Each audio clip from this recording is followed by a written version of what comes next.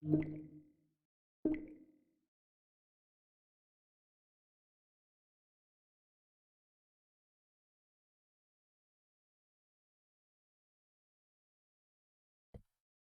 is it working now?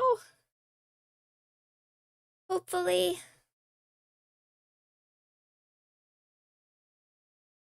Please.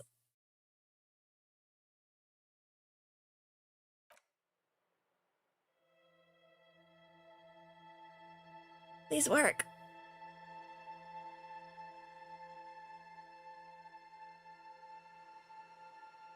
It's still not working. Oh no.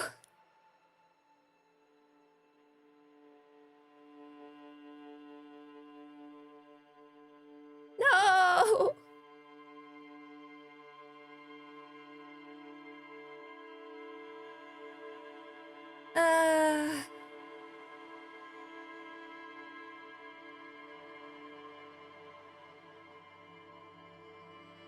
Is it? Is it back?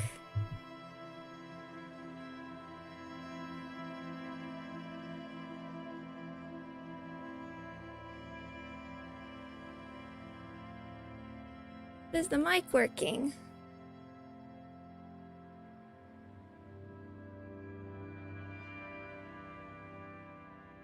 Yay! Okay, okay, I think we're good. Okay. Okay. Thank you, thank you. Thank you all for... okay, now I have to get back into the game. Okay, thank you. I figured it out. Oh, go away, Steam stuff. Okay, welcome back, everyone, and thank you for entertaining yourselves for the moment. Thank you. I forget what I was even saying before, but I hope you all had a good week. I've been doing well. It's good to see everyone again. I hope you're feeling better, Min. And of course, no worries about missing streams. I understand. I just hope you're feeling better is the more important thing. The hand is sensitive. It's a bit. So as a recap, last time we met Everett Claire. Or I guess it was his brother, I think. Presumably. Didn't go very well. Went about as bad as it could be, I think. We met the smoker on the balcony and his friend. We hung out with Renee again for a little bit, and I've been informed that it is imperative that we steal that old man's sandwich. I guess it's not steal, take that old man's sandwich. I've been informed that. And at the end, I stole the boots. Then we met Jean and Judith, apparently, in the Whirling in Rags. And now we're across the canal. So I think what we're gonna start with... I'm still thinking about where to put points. It's a little hard to know. There's still stuff to do on the other side, like trying to get the sandwich again. I've also been told I need to try and find the radio station in the car. That's an important thing to do. And I think to start with, as we go across, is I'm not going to talk to anybody yet. I'm just going to get a lay of the land. Don't forget to hydrate. Good point. And I'm glad... okay, I'm glad you're feeling better, Min. Not sick anymore. We're gonna... Yes. Good point. I'll do it right now. I just got stressed.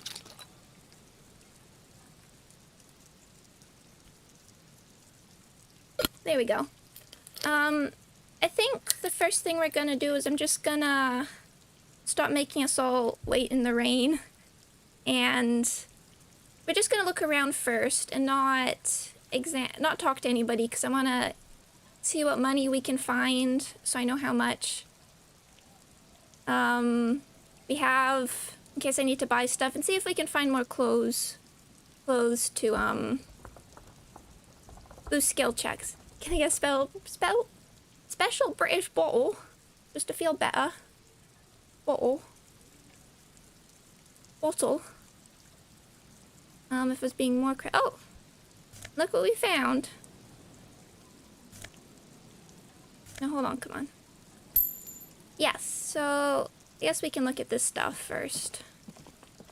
Or I didn't mean to go. Okay, look at this one. The radio relay hums with electricity.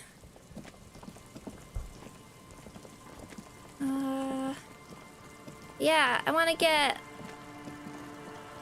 When I was first discovering the other side, I was a bit overwhelmed by how much there was, so I want to know how much we're sort of looking for here. So let's look around. Oh, a breaker box to power the radio pylon above you. Maybe there's something inside? Ahead, decades-old concrete defenses. Children can play on them now. Oh! Okay, well we have enough for another night. That's good to start with. Ooh, swings! Oh. A creaking ahead, a broken axle grinding.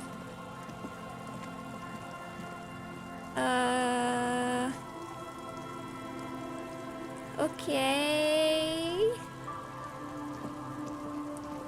It's a car. Oh, I see. Maybe I should have this on. We're gonna want to do this.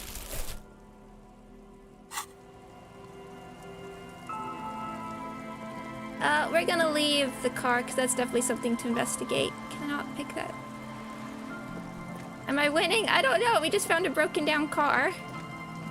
But hello, child. Okay, lots of stuff. There's a boat, or a skiff, I guess.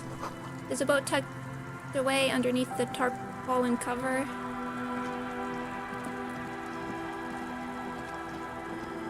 Okay. Fisher. Oh, quick travel. There's quick travel. Okay, there's a lady. There's more stuff. The underside of the boat has recently been tarred. Useful.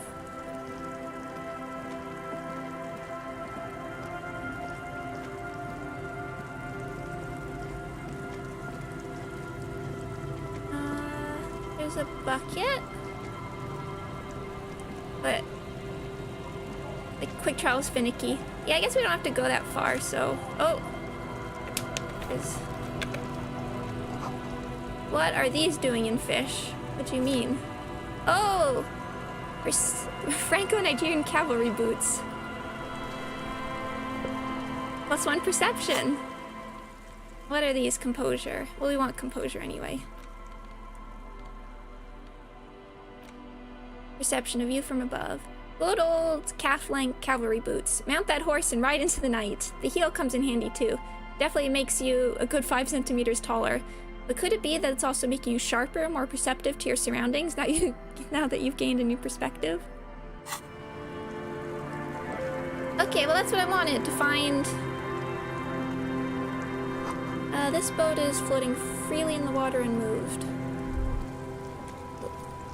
The planks creak beneath your weight. Perception is better to just walk around. Good point. We'll be taller. Cool. The ladder leads to a school of fish swimming in kelp. Yeah, this is exactly what I wanted. Clothes to boost stuff.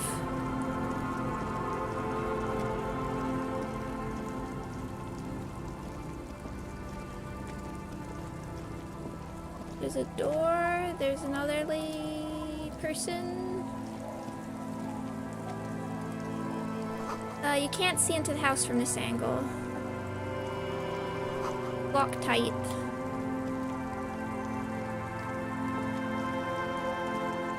Kids.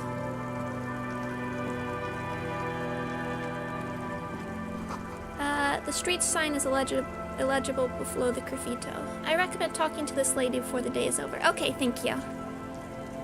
I will do my best to do as much as I can. Hard to see the details. The colors, all warm and welcoming, are cozy though. A flower trough where nothing really grows, maybe in spring.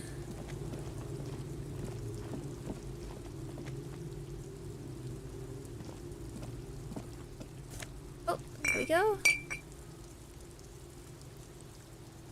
They might... Oh, there's some bowls.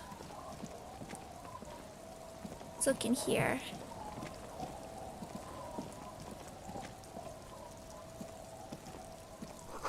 Construction material. Whoever planned this building left, or whoever planned to build this house left in a hurry.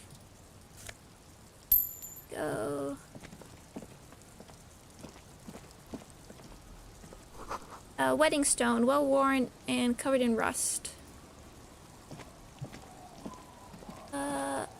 All easy. Oh, alright, sorry. Allez-vous-en. Excuse me? White curtains have been drawn shut, no looking in. Excuse me, I forgot my French for a moment. You see dust-covered linens, dried tulips on a bed.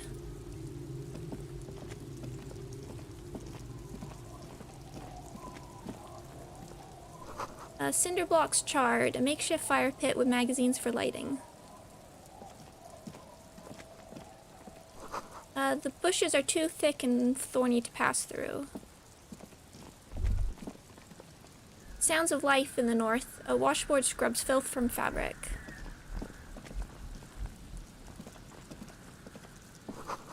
Through the broken glass, dusty shelves, and a forgotten chair.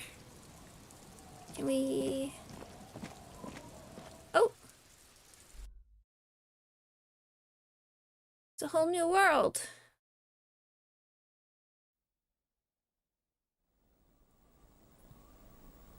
And there's a chair. Oh. You see a dark red chair in the dim light of a room. Let's try and get that thought again.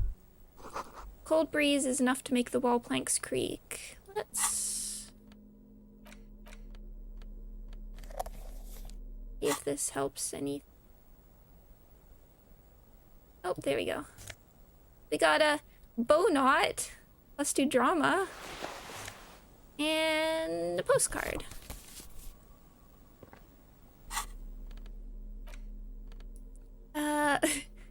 Let's do drama. Theater kid.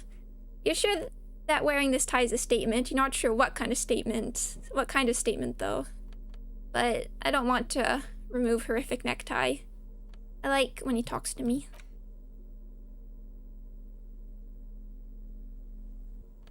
Okay. For that, then. There's rope on the floor. I hope that wasn't like a torture room.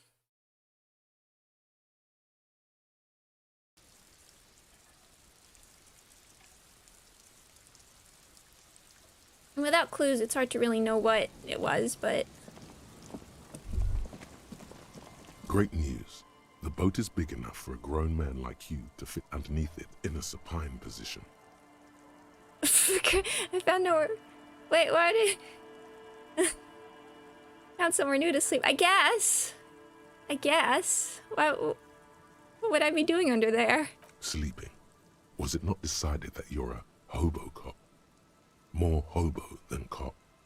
Or was that fine irony that your visual cortex somehow misunderstood? Oh no, he's pretty much a bum now. Okay, great news. I found somewhere new to sleep. Huh?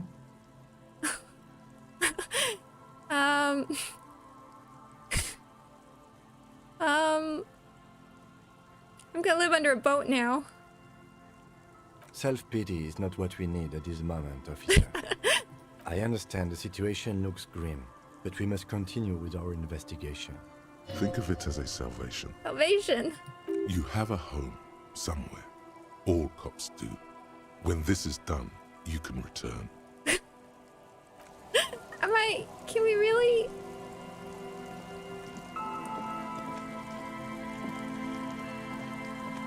Sleep under the boat? Oh dear.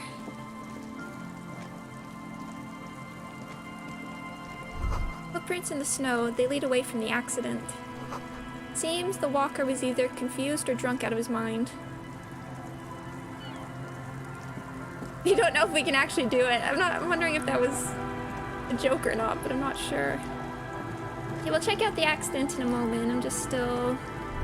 Oh. Inside you hear the cozy sound of some kind of heater sputtering.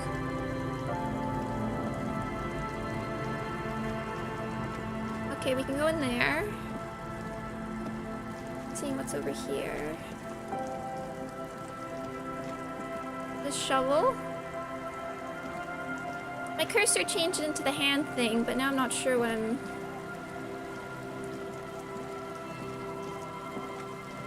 meant to be picking up. Okay. Looking back at you from the rust-colored water, you.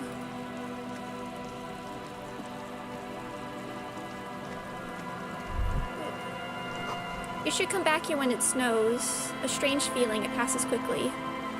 It's the tab. Thanks, Shivers. A rear tire of a motor carriage adorns these reeds. Oh, there's something. Rust-eaten letters read Mazut. There's a Nolan Vent Sank unsuccessful model.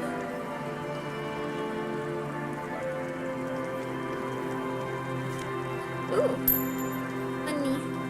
Yeah, I'm really liking this atmospheric music. I am playing on streamer mode, so I don't know how much of it is different. Oh. I found a church. Oh. A kick drum pulse. The music is coming from somewhere on the ice. So I don't know how much this changes from how much I'm missing from the normal soundtrack. Full of holes. Could these posts hide hidden treasure? Look inside. Ooh. Ooh. Oh, that's actually just alcohol. Ooh. Ooh. But I could use painkillers, not just... Nice. I'm gonna be a rich man. Rich hobo cop.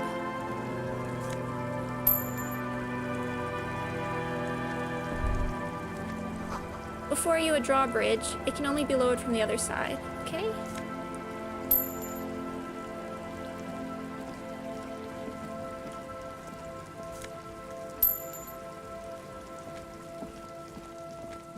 Some up there. Where will you take me?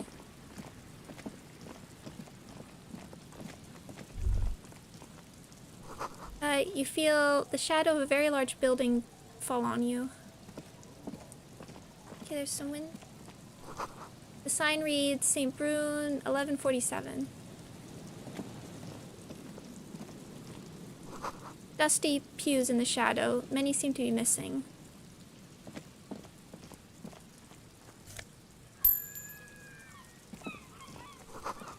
An altar shrouded in dark, or something like that. It's too dark to tell.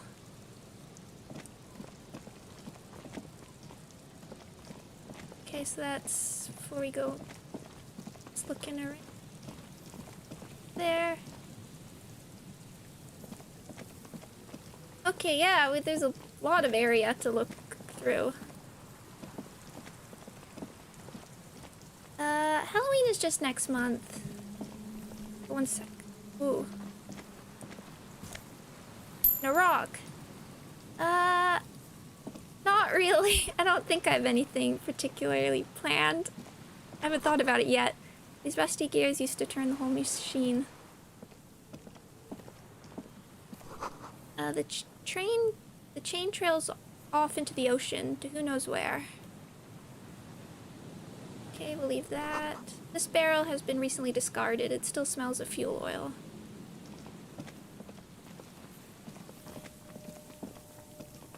It is a big area.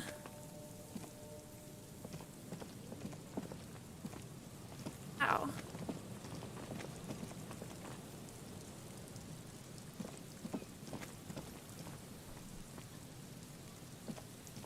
Horror. I hate horror. Horror game stream. Cigarette butts cleaned away under a rock. The brand Tiu Mutiri. You take a mental note. Tiu Mutiri seems important somehow. Okay, so we're looking for somebody that likes that brand, I guess. Horror game stream. I'll think if there's... I guess it's funny to say, like, I don't like horror when I just played Lobotomy Corporation and Library of Ruina, but I wonder if there's something that would be... Someone made a campfire here a long time ago. If there's a horror game I could handle. A rusted, broken control box for the radio relay tower. There's so much here that I feel is gonna be like... It's gotta be here for a relevant set piece, but... This ladder is too rusty to climb, the sea air is eaten away at it. The relay tower coordinates boat traffic in the bay. Barely. Oh, there we go. Scented scarf. +1 shivers, -2 physical instrument. Shivers is good. Look at that in a sec. Tiny inlets there, off in the distance, where posts trail something. Yes, it's true, there are many different types of horror. I just happen to be bad. I know, hello explosive baguettes. Don't like horror, someone who plays El Corp in Library of Ruina. They're exceptions. And like, I talked about a bit when I was playing Lobotomy Corporation. It took me a while to get comfortable with it. I was super unsettled the first time I was getting into it and it took some time to just like acclimate to its kind of horror aspects. Scented scarf, +1 shiver, springtime cold, -2 physical instrument allergies. This light springtime scarf smells like men's cologne mixed with cheap laundry detergent. Someone must have left it behind, probably from a date. Wear it if you want to delude yourself that spring has arrived. Okie dokie.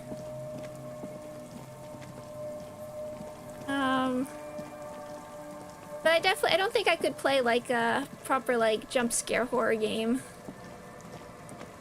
Or like any sort of like AAA, like no Resident Evil or anything for me. The boardwalk rises to your south. It casts a long shadow over you. There's a boardwalk.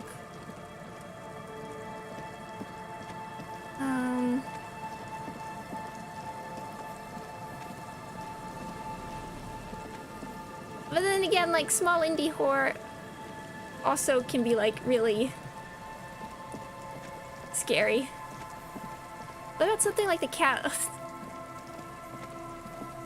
That would be more fun if I hadn't watched a playthrough of the Cat Lady, but that is a game that took me a long time even to get through the playthrough of because it's so rough. But as like that kind of game, yes, would probably be a bit better choice. That is a good suggestion if I hadn't already done it. Oh, skill point, a dead phone, a smashed receiver like someone hung up too hard. Look, phone. Someone must have worked hard to smash the plastic dome. A metal payphone under a yellow plastic dome. You could use it to call someone, unless you're out of change. I don't think we have anybody to call, but... You hear the tone. The machine is inoperable. You hear the tone, the machine is inoperable. Let's hold off before we waste money calling a random number, but... The cat, I don't know how to describe the cat lady. It's, oh, this music is so ominous. Buzz hum, the electricity throws through the wires with audible power. There we go, save and... Okay. Okay. Oh, Omori might be, that's a suggestion. You pick up the handset. There's a I'll think tone. about it. The machine is operable. Okay, I saved. Calling. Still calling. This feels wrong. Should you be doing this? I don't know, Inland Empire. End of tone. Someone picks up. Pierre, is that you, Pierre? The voice is female and sounds about 100 years old. It might be. What's Pierre like? So nice of you to find find the time to call me. It gets so lonely.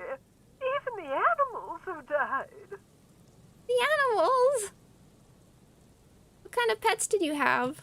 Are you sure you're here? Your voice, it's different. There. Chrysanthemum. Her voice is drowned in white noise. Sounds like waves washing a beach, growing in volume until the call suddenly disconnects. You get a sinking feeling. It makes you look if Lieutenant Kitsuragi overheard you. To your relief, he did not. Okay.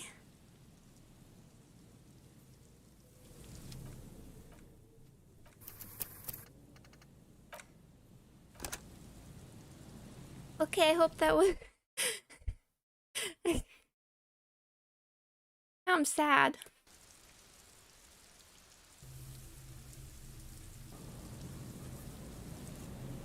Oh, keep going. We'll come back. We'll come back when we'll come back. I just want to finish exploring this first. Ooh.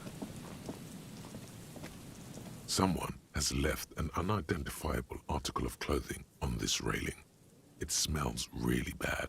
Take a closer look. It's streaked with dried seagull shit and tangled with pieces of seaweed. A dangling arm suggests that there might be a jacket beneath the crust of filth. It seems likely that it was left in the surf until someone laid it out on this fence to dry out. Unfortunately, that just seems to have stiffened it into a shapeless mass. Please tell me you're not taking that with you. Might be a clue. A clue? You think our suspect is a seagull who's been defecating on unsuspecting jacket? Could have been multiple seagulls. The lieutenant sighs. A poet could write a dozen verses and still not begin to capture the profound vexation in that sigh. You should still take it. I want to. Yeah, filthy jacket. We can wash it. We washed the other stuff. This filthy rag has been at the mercy of the elements for quite some time. It's streaked with seagull stuff and abnormally stiff from God knows what natural processes. You can't even tell what brand it is. As you hold it in your hands, it makes an uncomfortable crunching sound. Man, how did this jacket get so disgusting? It's a sordid, filthy tale, not for the weak. Are you sure you can stomach it? Some secrets are better left uncovered. Don't even try. Seriously. Am I gonna lose health if I do this? Think about it. It occurs to you that you're not even holding the jacket itself, but rather the thick crust of jetsam and seagull shit that ensconces it. It smells like a dead sea creature, tangled in grey strands of seaweed. It must have spent quite some time in the water before the tide deposited it ashore. Gross. Why? Why did you think about it? Look at your hands. They're covered in muck. Ew. Now you're just flicking that shit everywhere. This is a disaster. You'll never get the smell out. Oh. Wait. As you hold it in your hands, it makes an uncomfortable crunching sound. Why did I fondle the jacket again? There is no why. Just put it away then. I guess we can try and find some way to wash it. Oh, how scary is the cat lady? It's even more than scary. I think it's just, it deals with a lot of very, very heavy subject matter. A makeshift roof. Vagrants have tried to make the boardwalk habitable. The tarp will keep out neither rain nor snow nor wind. A coin-operated weighing machine hasn't been used for decades. Good to know. We might make use of it. Vagrants have recently painted the tarp red. Water drips from it. Ooh! Mega Bino's prescription lenses 2+ encyclopedia. That's the good stuff. In case we have encyclopedia checks. Okay, we can go around here. Okay, I didn't need to go that far.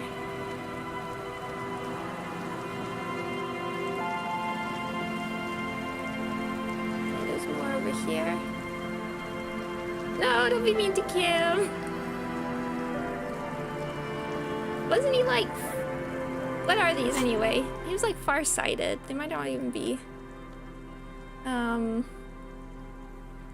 nearsighted. +2 encyclopedia, discover your inner bino. -1 perception, nausea-inducing hell glasses. This idiotic idea were square and beige plastic frames anyway. Beige is not a color... Beige is a color that does not look good on anyone. Not to mention that seeing the world through these exceedingly thick lenses feels almost nauseating.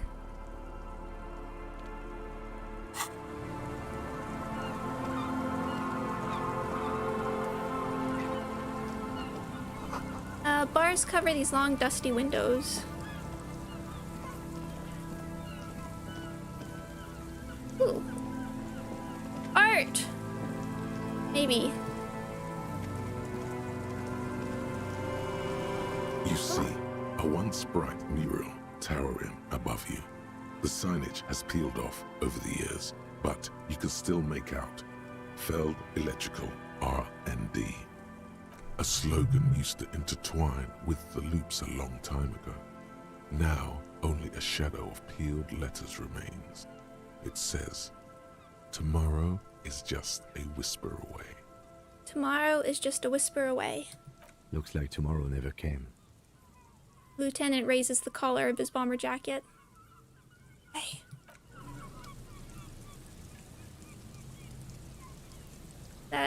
Okay. Another power box. It charges nothing now. It's empty. The fence blocks the path. No way from here. Like a ladder. Oh, there's stuff over there. Oh wow, there's so much to do over here. Wanna see me play Eve? The remaining windows rattle from a strong gust of wind. They're covered in a thick layer of grime. They must have been like this for 40 years. What is this place? Try to see inside. Dripping water falls from a high place. All you can see is the shadow of a collapsing staircase. There's rust and corrosion on the bars. They're foaming with it. And a small layer of white salt from the sea. Lieutenant, can you make out what's inside? I mean, at the windows. No. I won't even try. You know... Takes his glasses off. I had a partner once. They called him Eyes, because he had to show me things. It's that bad. Oh. I understand. I'm pretty bad too. Can you still shoot though? Well enough, actually. It's odd how that works. I'm no sharpshooter, but I passed my shooting courses 7 out of 10. Guess there's hope for me. If I ever wanted to be a sharpshooter. Okay, so there's people around. There's all this stuff. There's people around. But oh yeah, I mean, you could. Eve might be a okay idea. I'll think about it. Because I haven't actually played that.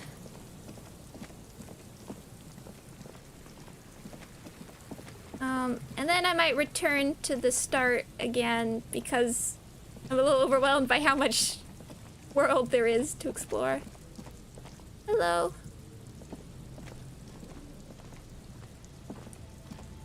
Wait, are you Tiny Cages? Is you might be the husband. One of you might be the husband. Oh, is that a bottle? The bottle. No. I don't want to talk to Kim. I want the bottle. Please. This is multi-day exploring TBH. Take it slow, okay? I want to. Oh. That patch of reeds over there, it's a great place to hide something. Kind of out of the way. Yeah, the And so close cryptologist. to the water. What is this about? Nothing. Just a hunch. The hunch passes, leaving you there, by the old boy bobbing in the water. Time to go. No, Inland Empire, I like you. I trust you. The boy bobs in the water. The number on it says 11.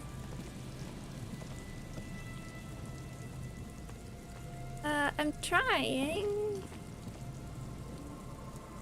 think I can get any closer though. These heavy military blockades are riddled with bullet holes crumbling.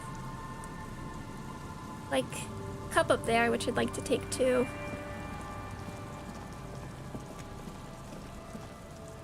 Hit the bottles and they confuse me which ones you can take.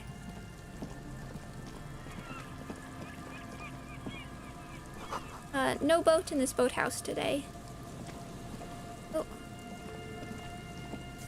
Ooh.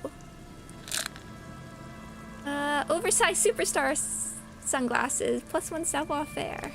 Nice. That's the stuff I'm looking for. Can't we stay in like one of these little boathouses, not under a boat? This boathouse is shoddily constructed. A strong breeze might blow it over. Okay, won't move anymore. Oh, now we're on this side.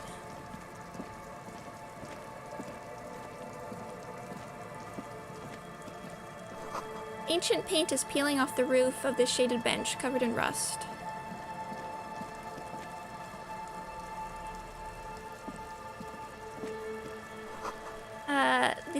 The sign says Entree Interdite. Now over here, the under the boat might be warmer. I mean, I guess. Okay, where are we now? The door is not only barred shut, it is inaccessible. Oh. Anything over here?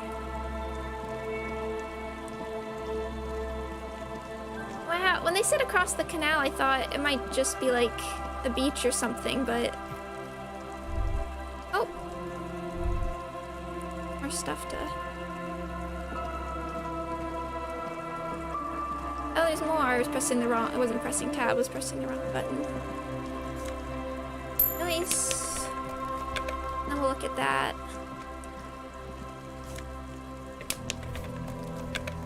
Amazing.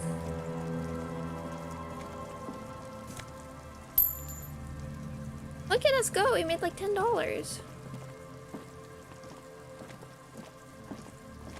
A scattering of bullet holes is spread across the cracked wall, reaching from one corner to the other. Wow, okay, visual calculus, heroic. White check. Look, Kim, even more bullet holes. Something's definitely gone down here. Correct. The density of the bullet holes is unusual. Even in a general average bullet hole frequency in Martinez's sense. Grim affairs.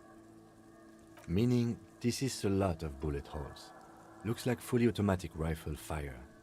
Something you don't see these days. Why not? The manufacturing and sale of automatic rifles was curtailed after the revolution. The destructive power of such tools proved to be too much. We do need to retain some humanity in this world. Yeah, let's see what we have for visual calculus. Do you have anything that's mining? Okay, that's plus visual calculus.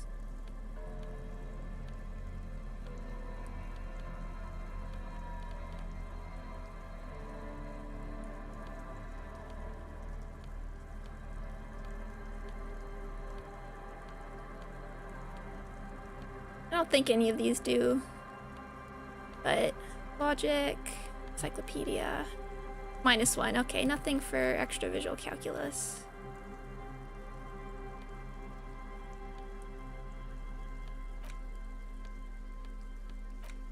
Yeah, let's try it. I can see us putting more in visual calculus at some point.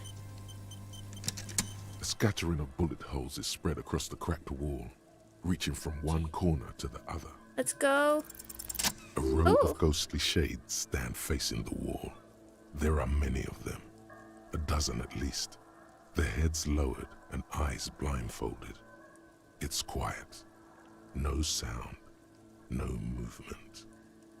10 meters away, other shades are lined up in an orderly manner, automatic rifles primed. A gust of wind blows by. The coats of the firing squad flap slowly in the breeze. A single person stands on the side. The morning sun rises beyond the horizon. radiating the first light of the day. The order was carried out at dawn. A long time has passed since the moment of this fusillading. Rain and brine have since washed all the blood away. Not a trace remains. What is this? The abundance of bullet holes leads to two options. Either an inordinate amount of executions were performed here, or they did not use a conscience round, where only one soldier has the loaded rifle.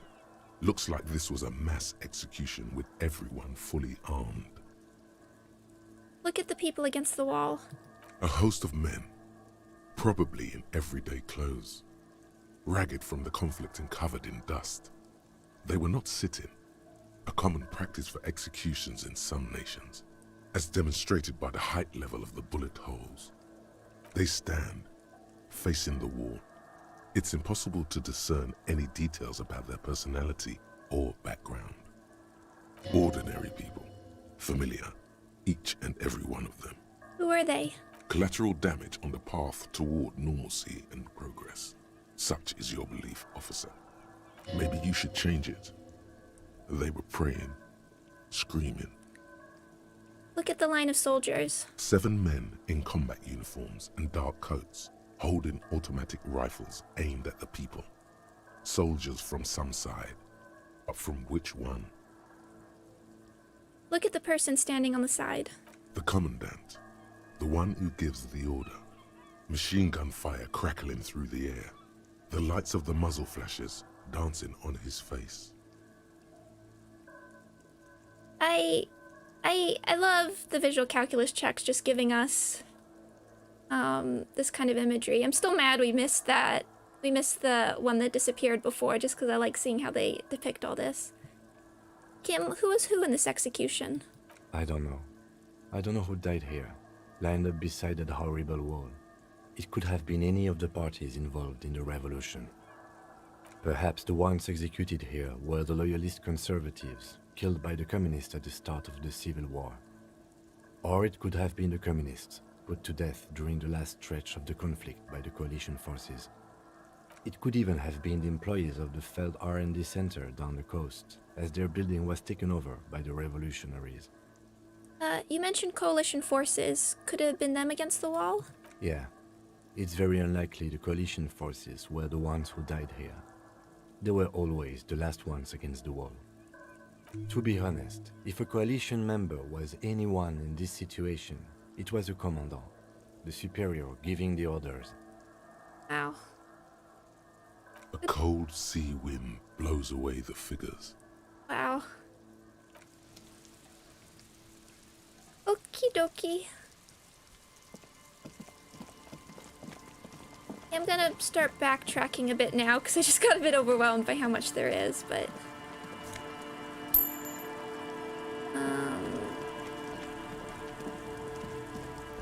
I missed some of this stuff. This section of the coast hasn't been used in decades. Yeah, the fact that we don't know who was who is actually really chilling, and I like that they don't tell us that though, and it's up to us to sort of interpret what we want. There's like no good parties in this. I am a little curious about some stuff I missed because I was pressing the wrong button. Oh wow, there's so much here. Yeah, don't forget to check the shacks by the destroyed car. Yes, yes. I'm gonna work my way back there. But I guess it's just hit the pry bar. Yay. Oh, finally, health.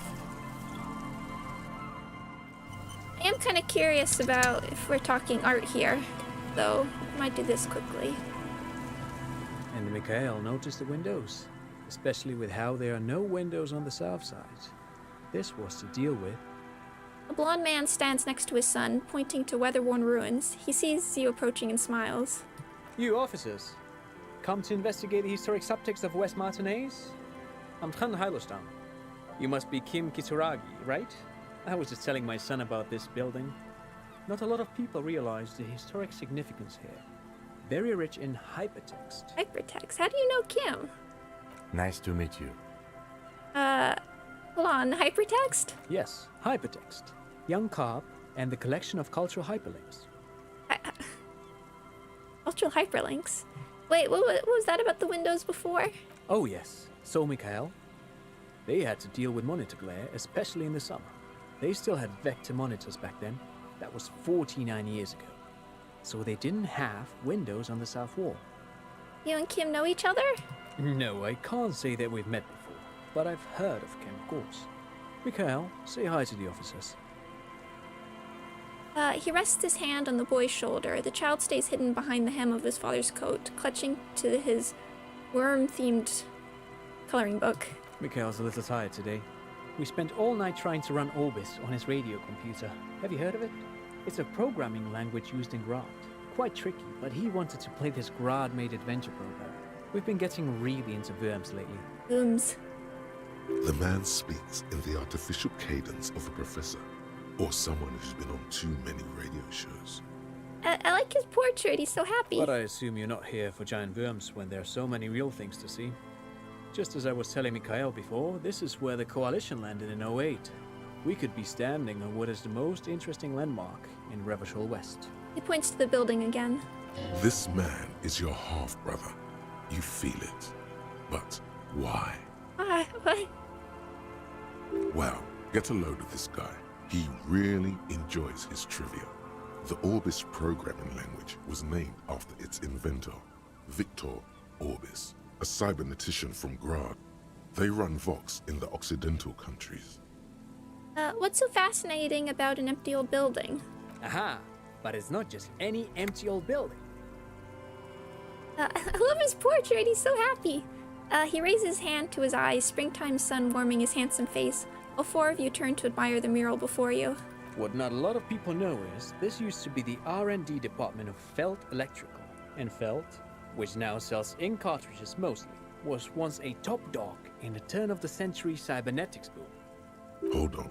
What's R&D? Look at the building looming over you. It looks old and weathered, with seagulls picking apart its stone and metal carcass. Bushy undergrowth has taken hold of the collapsed rooftop. Some kind of bird has set up a nest on a broken windowsill.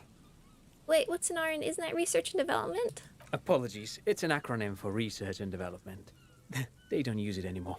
He smiles brightly, laugh lines around his eyes. Why don't they use it? You're probably more familiar with RTD, Research and Technological Development. Or Russell T. Davies. Mea culpa. You are not familiar with that one either. This man is a bookhead. I don't think I've ever heard of this Feld Electrical. That's not surprising. Only a vestigial ink cartridge and ferrotape manufacturer remains. He adjusts his suit jacket. They started out as a midway electronics outfit in Königstein 2 centuries ago. After an aggressive move to Revachol, Feld became a global player in the emerging personal electronics market of the pre-revolutionary era. Still, Tricentennial was beating them in business machines. But Feld had an ace up their sleeve, or should I say they were developing an ace up their sleeve. I'm mixing my metaphors here. What was that ace? It was here in Martinez, possibly in this very building, that they developed prototypes for a tape computer. Tape computer? An elegant folding mechanism of rollers and ferrotape ribbons, portable enough to be a take-it-home solution. Revolutionizing business machines, possibly even bring them to the average consumer. Which is a feat of engineering even today's giants, Rehm, ICN and ZAM, haven't achieved yet. He grins, admiring the sentence he just produced. He assumes something like a combat stance, facing the wind. What happened? Indeed. What? The revolution!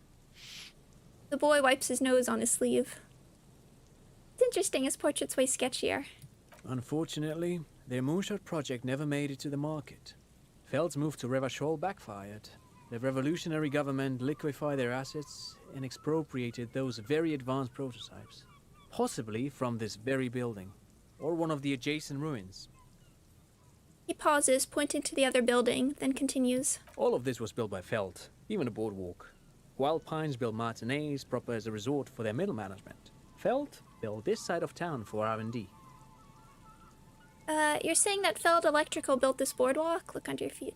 I wasn't quite prepared to get into this deep of a conversation, but I guess that's what I should expect from this game. Yes, they even built a pleasure wheel, but that got destroyed in the war. Pleasure wheel? A pleasure wheel? The lieutenant looks wistfully at the horizon as if picturing gondolas rising into the sky. Like a Ferris wheel? Perhaps reminded of a childhood memory. It's clear he would prefer there were a big wheel, lighting up the Oh, that's cute. Yes, to lure in their star engineers. This part of Martinez was nothing but reeds before Feld arrived. They had to make the prospect of living here attractive. It was supposed to become a global center for innovation in cybernetics. But history had other plans. What happened to the engineers, the company people? Oh, I'm afraid it didn't end well for the boys.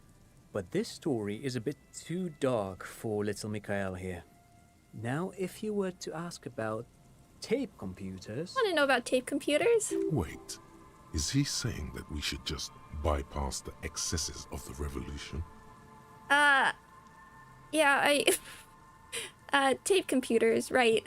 Tape computers. Yeah, I don't know how old he is. I won't judge his parenting techniques. What did revolutionaries do with those advanced tape computers? They used them for military communications, but also to write and send out press releases. The most notorious example being Le Décret de Mars. What was that? What's the Mars Decree? I mean the radio transmission sent out to news agencies and world governments by the newly created Commune of Revachol on the 7th of March in the year 02. Also, I'm just gonna slide by that one, but it's memorialist. We're making no judgments. A short-lived legislative foundation for a short-lived utopia. It's a beautiful piece of text, actually. A singer-songwriter I know, Charette, called it a love poem to Revachol on her political concept album, Bon Baiser dans le Lind. You should read it. Every local library in Revachol stocks a copy of the decree. Well, it'd be great to find a library, actually. I tried to get Mikhail to memorize it. Tried to. Someone was much too interested in worms to be paying any attention. The kid takes a peek at the green and silver worm on the cover of the book, already forgetting about this part of the discussion. How did those tape computers work? Did they work like radio computers? Actually, no one knows. No one even knows what a computer made entirely of tape would look like. But word has it, they were very elegant, exquisite, alien-looking turn-of-the-century hardware. He raises his finger, remembering something. Buckle up. Ooh. 10 years ago, I did a little freelancing, I guess you could say. I was a special consultant for an exhibition at the Wompty Dumpty Dum Center in Vredefort, Oranje. It raised the same questions, and we had lengthy discussions with Paul Ockerman, who was head curator at the time. This was before the twins Keith and Guy Hughes joined the team, trying to... Well, my friends told me there's like a thought called something like this, and they mentioned like it would work really well for my build or something. And then another friend said I have to get this one too. He did it. He said, Wumpty Dumpty Dom Center, like it's the most natural thing in the world. I wasn't gonna point it out. What the hell is a Wumpty Dumpty Dom Center? And who the hell are Keith and Guy Yost? Isn't that your job, Encyclopedia? Okay, the Wumpty Dumpty Dom Center, Paul Ockerband, Keith and Guy Yost. What are you talking about? The Wumpty Dumpty Dum Center for Contemporary Art. The exhibition itself drew on Lagerman's notion of memory, and so there were some parallels. That's why the head curator, Paul Ockerman, chose to... You're making this up. Kim, is he making this up? In fact, I'm not. Oh. The Wumpty Dumpty Dum Center is a place you can visit if you're ever in Vredefort and are ever in the market for an exhibition space / contemporary art research center. Okay, so it is a thought. -1 suggestion. Our suggestion's pretty bad anyway. Oh, it doesn't take very long. I mean, I can believe that they would name something. People name things weird things. It's Wednesday evening, and something heinously exciting is underway. People have gathered beneath the billowing roof of an oblong-shaped trophy building, sipping wine and exchanging opinions. 29-year-old Wonder twins Guy and Keith Yost are the stars of the show, with their bomber jackets and white sneakers, head curators of this art exhibition. It's the Dommiest event of the year, and all the cool kids have RSVP'd. Where are you, if you are not there? Okay, so I guess two sets of friends recommended it, so I think I'm gonna have to take it. But perhaps I should return to the tape computers. As I was saying, the device itself was very elegant, fragile even. One could write directly on the tape using a special chemical solution. The machine would then analyze the handwriting, perform operations, and project output onto a white screen. It was a beautiful, delicate thing. Made of black film and folding tape structures. Cool. The RCM should get some of the, or I'll just say cool. Very, very cool. Though I understand the socio-economic causes of the revolution, it pains me to imagine the revolutionaries setting fire to this precious device. But so they did. The felt playback experiment vanished into the fires of '07. I'm dying laughing at the words Wompty Dumpty. I know I want to hear the narrator say it again. I want to hear it being talked about. Yeah, I'll definitely do it when we finish this conversation. And then I didn't know, but my friend said there's actually a limit to how many thoughts. So then I'm gonna have to start being more careful about what thoughts we go for, because there's a lot that we haven't discovered. I want an inexplicable feminist agenda, but I'm not sure how we get it. I'm quite tempted by Colda Mama Dakwa. But I haven't decided yet. We're gonna probably leave doing thoughts. I know we can forget them, but I don't want to waste skill points doing that if I don't have to. Wait, the failed playback experiment? Yes, the official name of the prototype. Some sources report it as the Felt Playback Experience, but those are incorrect. Why did the revolutionaries destroy it? Who knows? Maybe it was an accident, or maybe they didn't want the technology to end up in the wrong hands. Either way, they're all gone now. All 3 versions of the prototype. Nothing but debris and ashes remain inside that building. He takes a step back. The boardwalk creaks mournfully in the wind. Wanted to ask something else? But of course. What else? I don't think I'm gonna ask him for money. Great, thank you all. Thank you for all the interesting information. No, thanks to you for having me and little Michaela here to pick your brain. A very interesting conversation indeed. I don't think we said that much. Pick your brain. If anything, this was rather one-sided.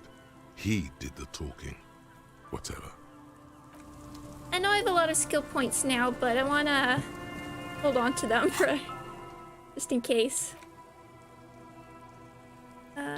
SWAT, so Wompty Dumpty. Oh, you gotta go. Thank you for coming around, Cool Side, and I hope school's going well. Bye-bye. Have a good evening. To internalize. There we go, Wompty Dumpty Dome Center. Doesn't last very long, so we can try and avoid what our suggestion's pretty bad anyway, but bye-bye. Maybe there's something we can wear instead, but...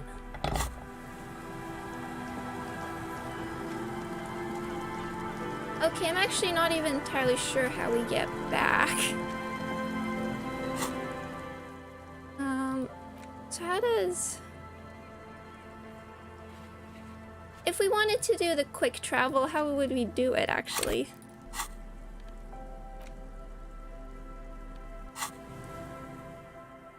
I don't even know.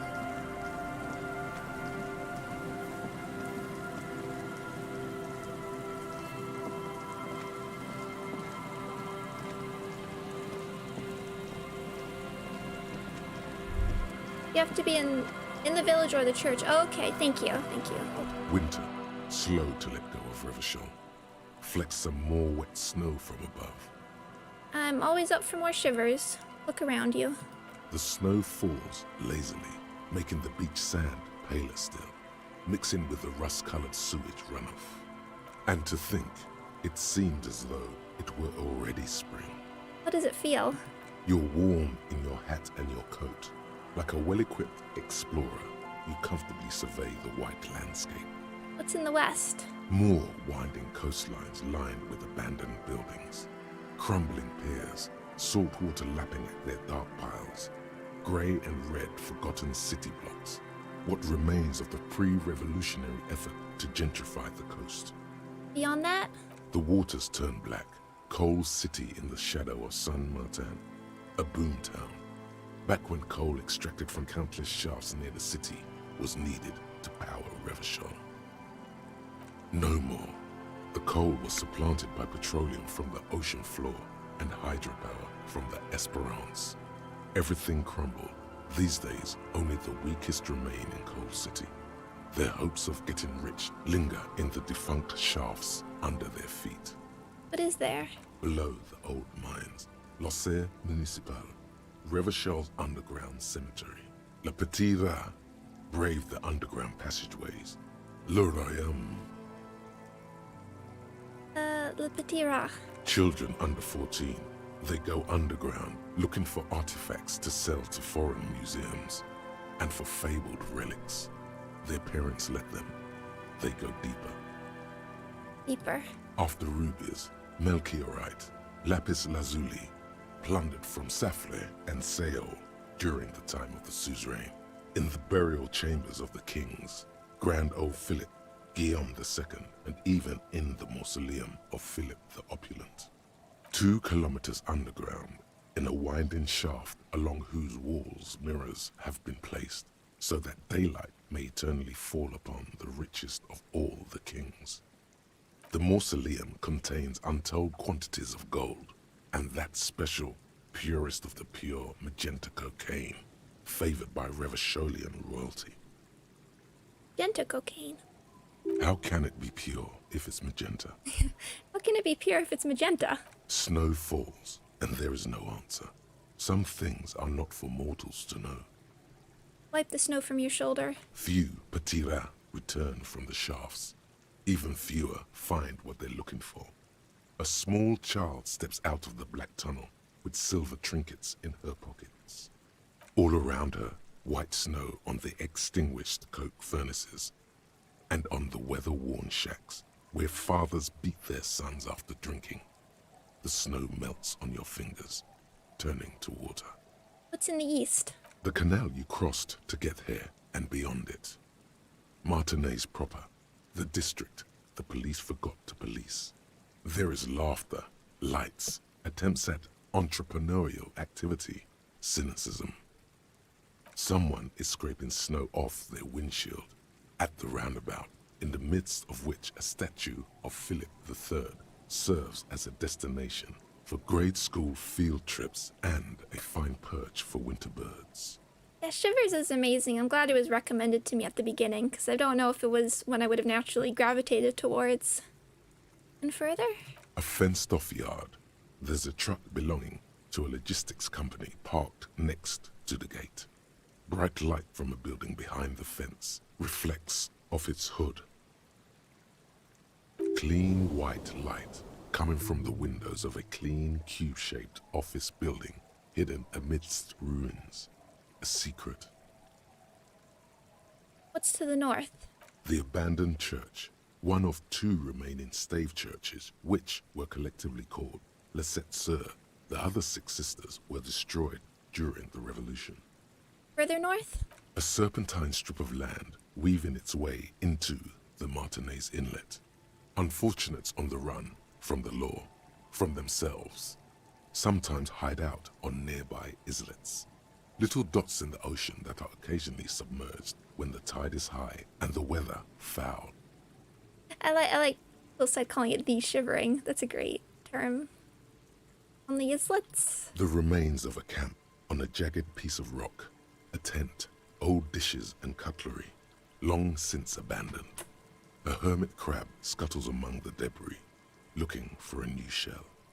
Further out, the lights burn bright on Resurrection. Way beyond Martinez, a popular spa destination for ample-bodied Ozon kids with equally ample pockets. And on the other side of the inlet? Then there's Ozon, but the snow falls too thick. You cannot see that far. Before that, before the curtains are drawn. The Bay of Revachol. Vastness, great depth, over 1,200 meters at its deepest. Water, air brinier than hair. It is crisscrossed by huge cargo ships bearing company logos. Wild pines, Zam, Morian. And at the farthest reaches of the Bay of Revachol, the shadow of the Coalition warship, Archer, on perpetual patrol duty, ready to unleash artillery fire if you were to rise up against the market. You shudder. What's in the south? The raised motorway, 881, separating Martinez from Jamrock. Vehicles whoosh past one another day and night, while those who reside in the labyrinthine alleyways beneath the motorway attempt to carry on with their lives in the snow and the slush. And south of the 881 is the Pox. Pox. Was once a park, a place for reflection and recuperation for the patients of the old military hospital. In the 20s, it was used as a quarantine center during a measles outbreak that killed many children. Most everyone has avoided the hospital and surrounding park ever since. The Pox is completely wild now. Evergreen thickets covered in snow and industrial dust. Feral dogs and even wolves roaming in packs. The police try to keep the deepest corners cordoned off. Still. Heavy drug users do slip through and hole up in the old military hospital, hoping to find something to get high on among the hastily abandoned supplies, or just to overdose in peace. Further south. A line of motor garages with armored carapaces hunched in the cold. A mechanic is hard at work, patching up bullet holes in the side of a Capri 40. These are the garages of Precinct 41. Snow settles on the roof of the repurposed silk mill. It serves as your station. Shivering RCM personnel hurry in and out of the main entrance. I want an art book, not just for like the stuff in the game, but just all of this, like some sort of world building book. I mean, I can imagine it fairly well, but I also want to see, I couldn't imagine it in this sort of art style or detail. I want to know everything. Around you, the snow continues to fall. To the west, the ocean swells. Oh, it was home. I want more. The stairs descend to central Jamrock. A man named Cooklove has a snow-covered stall there, in the market across the bridge. He sells kebab infested with fly larvae to your colleagues who believe eating it will make them immune to food poisoning. Oh yeah, I think I heard something about there being a book, but I haven't looked too deeply into. Oh, it hasn't been translated. Okay, but I haven't looked too deeply into outside material, just for the spoilers. Snow falls on the utility district, the library, the florist, the Sarah Mauritian restaurant that offers homemade wine, and also on the brothels and drug dens and the chop shops of the Zemlyaki. All of this built around a lake that formed in a meteorite strike. At the center of this lake, there is a little ship. There are lights at the bottom of its hull. They are lights directed toward the seafloor, looking for something, like whiskers. Yeah, I pray we get more. Yeah. I mean, I don't know how far we go in this game. It's hard to talk about it without knowing what I will be getting, but I already want more. Sometimes you do a series and I'm ready for them to like let their world rest, but clearly they have like such a big world and all these ideas and concepts that I can't imagine them all being fit in, and I love even just sitting in this world building, just getting to bask in it a little bit. For what? A chill comes over you, crawling down your back. The sand under your feet is wet. Somewhere in the south, tarpaulin flap in the wind. But what's above? More Coalition aerostatics. Occasionally, lights flash as they maneuver through the falling snow. One large airship carries crates in its belly. What's below me? Layer upon layer of sand, poisoned with industrial runoff. The storm drainage, hidden bunkers, Rats scuttle. Tell me a secret of the sands, Wind. Someone stuffed a big old polar anorak into a concrete pipe under the boardwalk. It would keep you warm. You would probably never happen across it. But who knows? I want to happen across it. It's clothing. I guess that's it. Stomp your feet for warmth, brushing off the snow. We should keep moving. Who knows when the snow will let up. I am glad we got such a big zoom out, just so I could see more where I was going. Wow. Okay, there we go. So, I think we are going back here a little bit.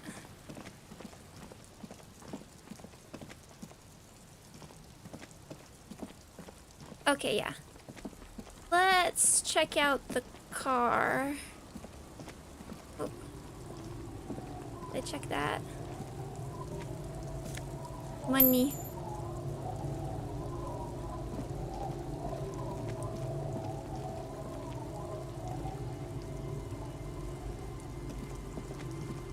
They already talked about improvements they want to add. Oh, that's great. I'm up for more. Oh, hold on, there's something over here. I just want to check everything. And then we'll go to the car.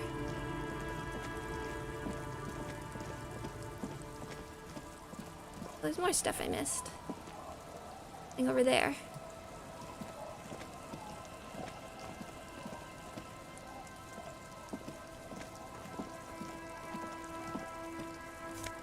Ooh, pants, finally! +1 to Kingdom of Conscious. Okay. I've been wanting more pants.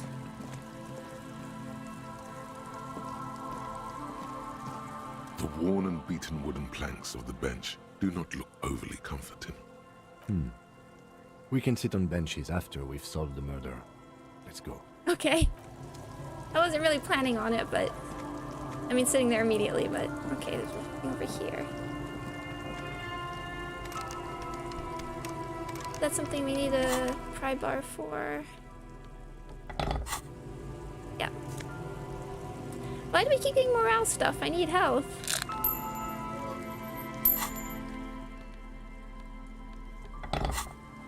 Okay, now where was this car? Oh wait, here's more stuff I keep missing.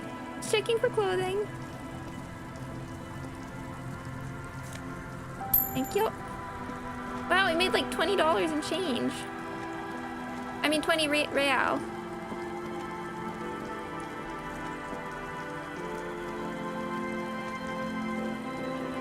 Swings.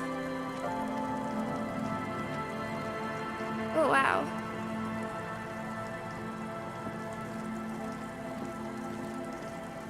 Okay, let's save before we get into this.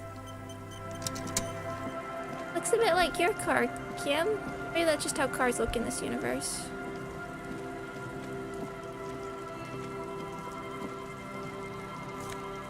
Oh, we got banged up fuel canister. I guess that's... Oh, and here's stuff. A bottle drained of all its booze is frozen in to the ice. This is it. The scene of the party. The fire pit. Cigarettes and empty bottles all evidence it. Hold up, you don't mean the scene of the crime? Not as such.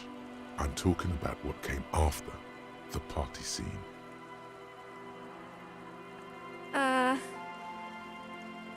I've thoughts, but I don't know. Sure looks like a lot of folks partied here. Looks like they were here a while, judging from all the bottles. The sunken motor carriage provided them a focal point, like a goose ice sculpture or a chocolate fountain. Hey Kim, looks like we've had a couple of partygoers here. Looks like it. Looks like they had a great time laughing here. Some kind of theater to them. A circus production by a great clown. This party against the law. On the ice like this, it's probably a public danger. Not as such, no. Let's keep moving, detective. Somehow, he doesn't want to dwell on it. Let's pick up the money.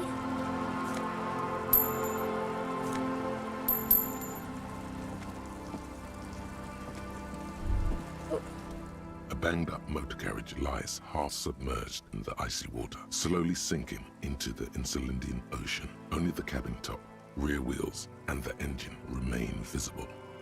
Kim's probably not very happy about this. He likes his cars. It must be cold and lonely down there, in the icy water. Remember the tire tracks in Martinez? This is where they were leading. Well, all the way back in the garden? This is where the tracks on the plaza were leading to. It appears to be so. The lieutenant has a peculiar look in his eyes as he inspects the wreckage. Let's investigate. I agree. We should definitely investigate.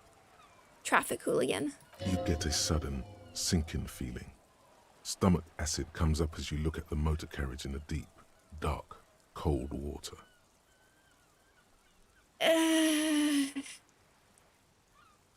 Please don't tell me this was us. Why the doom and gloom? It's just a sunken motor carriage. Some motor carriages are bound to end up in the sea. Run your hand over the cold metal. The motor carriage is properly stuck in the ice. Getting it out would require a team of specialists. What is the make of this MC? Can I see a logo? The logo is too deep in murky water. You can't make it out, but you do see a monkfish float by. Okay. How long has it been here? The ice hasn't closed around the vehicle yet. My guess is it's been here since last Saturday or Sunday. The estimate is correct. The incident probably occurred on Sunday evening. That timing checks out. Well, looks like Jacob Burr's journey came to an abrupt end here. Your mocking tone finds no response, but the motion of the waves.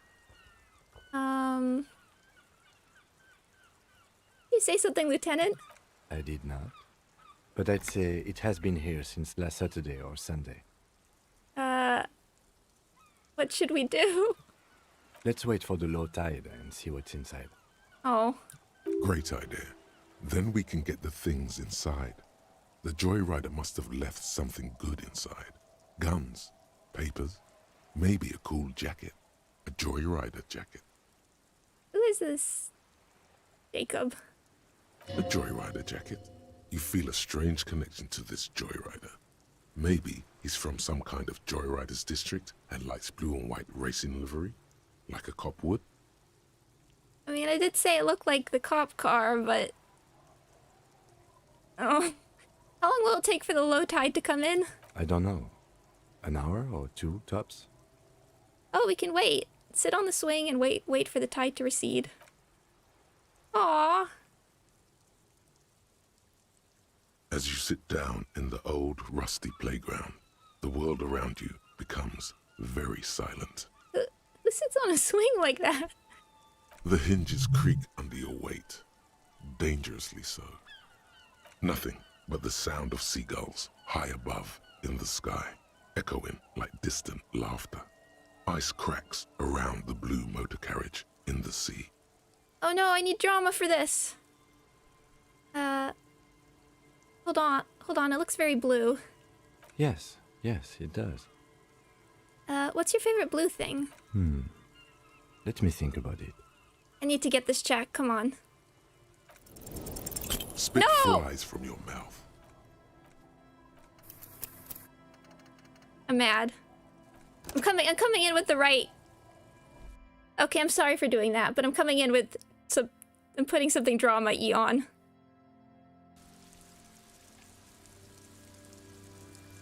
I would feel less mad about losing checks if I didn't keep losing the ones that actually put stuff into. Oh. I don't think this is supposed to happen. Hi, Kim.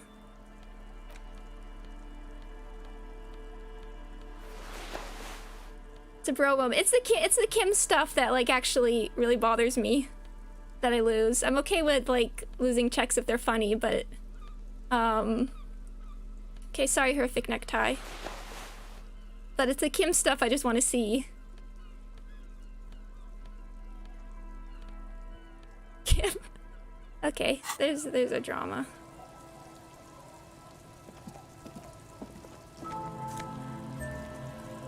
And then I'll save before we do all this again. You reload after. Okay.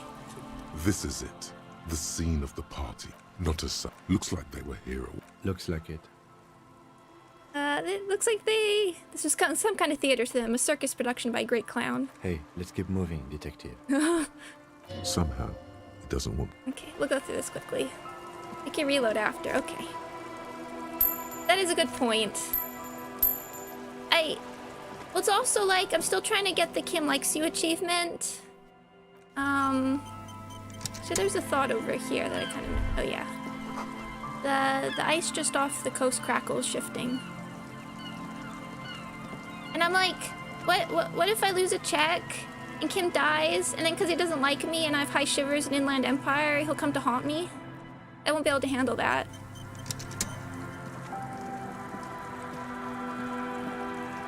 A banged up. Okay. It must be. Remember the tide? It appears to be so. I agree. You get it. Why the doom and gloom? The motor carriage is. The logo is too deep. The ice isn't... The estimate is correct. Your mocking tone finds no response, but the motion of the waves. Let's go. Did you say? I did now. Okay, we're gonna do the same thing. But let's wait for the load. Great eye. A joyrider jacket. I don't know.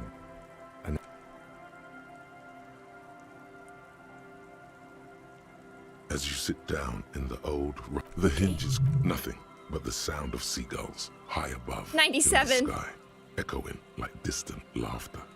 Ice cracks around the blue motor carriage in the sea. This is the kind of thing. This is like, if I lose this, I'll end the stream. That's the kind of thing I'd do. Kim doesn't look like the type that haunts people.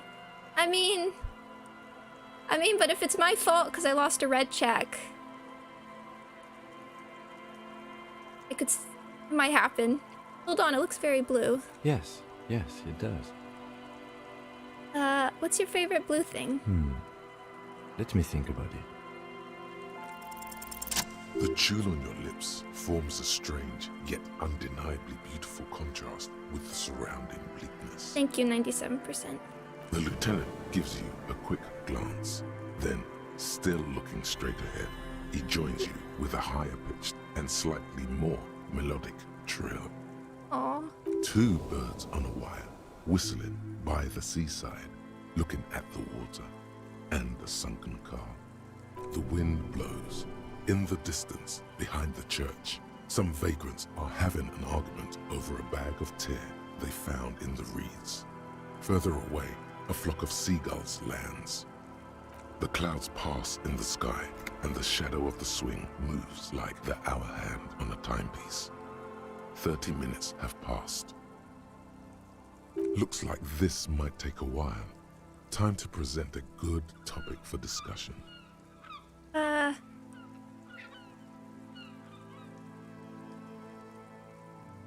What are we asking about? Your dad also? What are we implying here? Tide sure is taking its sweet time. I don't know what this means, so I don't wanna... Oh, would you rather sit on an anthill for an hour or stand in a river of leeches? Huh. Oh, was it drunk? Is that an okay thing to ask? You can try. I'm pretty sure I told you already, didn't I? My dad and mom are both half Celite. Okay, that kind of... I don't know who my mom or my dad was. Clouds on the horizon grow darker, and the shadow of the swing set keeps climbing. You hear the distant rumble of the city. 30 minutes pass. All I'm saying is I'm surprised people's skin color varies so drastically. You had to decide with either the strikers or the shipping company. Who would you choose? Do you think I'll ever find my gun? Do that. God, I hope so. Yeah. I've been thinking if I put enough time into eating right and exercising, I could turn myself into a living weapon. Then I wouldn't even need a gun. I don't think I'm ever gonna find my gun. The world is so big and my gun is so small. I don't even know where to respond here.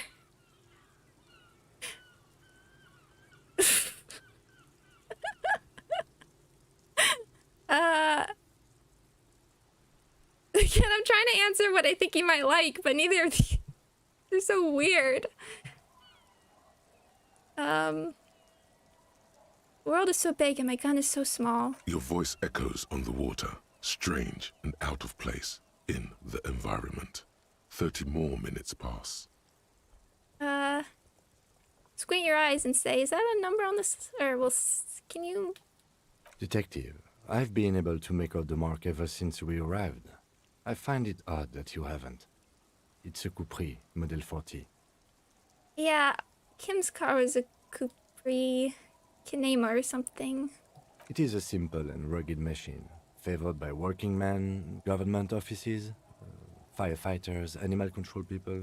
You know, those kinds of people. Oh no.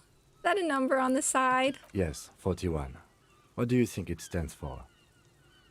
Precinct 41. It's as if he knows what it stands for, but wants you to say it. It's pedagogical.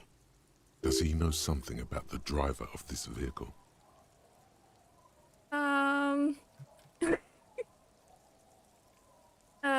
Oh god, no. I'm sorry, Harry. I'm so sorry. No.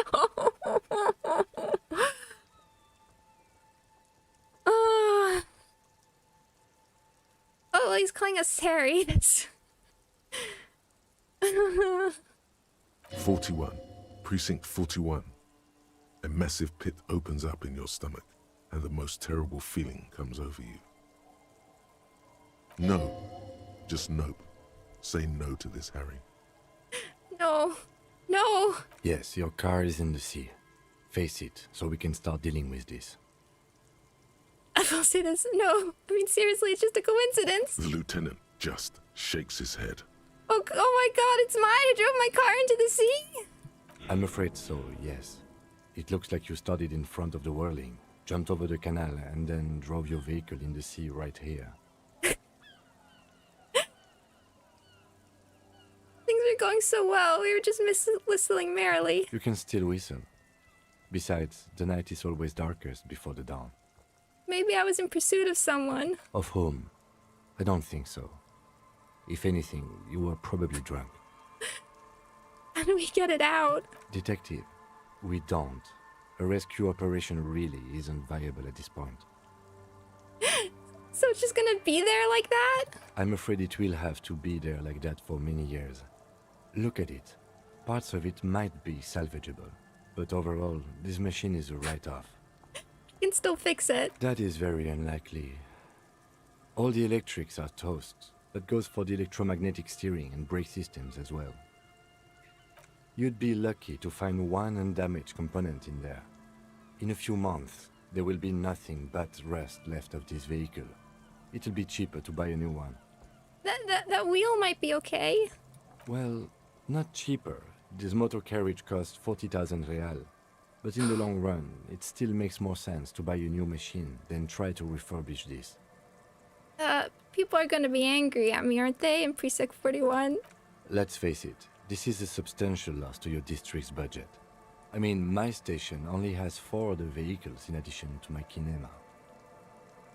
This was 20% of the station's vehicular budget. I'm also just hoping we were having fun and there wasn't like a darker implication to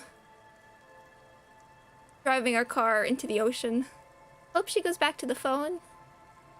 Yeah, we can do that. They're not gonna take me back after this, are they? People are more valuable than machines. Training a police officer is even more costly. The badge, the gun, and now this? The lieutenant adjusts his glasses and doesn't say anything. There is also a 4th thing you've lost. Or thing? More precious than the gun, the badge, and the motor carriage combined. Lost forever into the deepest of seas. At least I can see what's in there now. We can go to the phone. Yes, let's go take a look. Found the traffic hooligan. Let's do this though. Wumpty Dumpty Dum Center. You're at home, stupid cop. Not with the art crowd. You hate them. Everyone hates them. Even they hate themselves. It's nauseating. An industry built on sprezzatura and sparkling wine. And, let's be honest, tax evasion schemes. The Wumpty Dumpty Dom Center is the heart of this unholy symbiosis of aesthetics and tax optimization. And now that you've internalized it, you can have a piece too. Encyclopedia passes give plus 10 XP and plus 2 real. It's like not 2 cents but $2. I mean, the other one that we have that is plus 10 XP is huge. Wow. Although the minus 2 suggestion isn't great. I didn't realize that was going to be a permanent thing. Pretentious wanker. Wow. Okay. I see why we... Wow. Okay, that is great. Okay.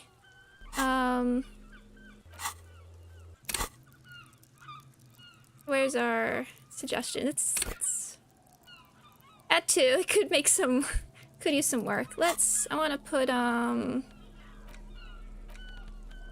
that back on. Although this mesh shirt is a look. What were we wearing before? I want that for the conceptualization anyway. Does any of these bring up such logic? So now we'll want encyclopedia stuff anyway as well. Esprit de corps. I like having that, but that might help with suggestion. Many things to manage. Chemistry. Okay. Now let's take a peek, I guess. Alright, is that our ID? Oh, we got a cool coat. Or is that just our ID, or is that our badge? An RCM commander's jacket. Plus 1 esprit de corps, plus 1 visual calculus. Nice.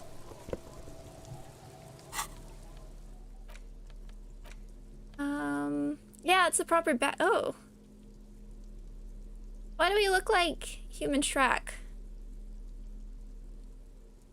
Not so sure about that. A thick blue piece of acrylic covering a thin leaf of papers with the officer's name and rank on it. Next to the writing, you see a man stare back at you. A younger version of you, already disintegrating inside but still presentable on the outside. I have to say, I think I prefer you with the mutton chops. Oh yeah, Dubois. Wow, okay, so that's really good. I guess that means we can bypass the...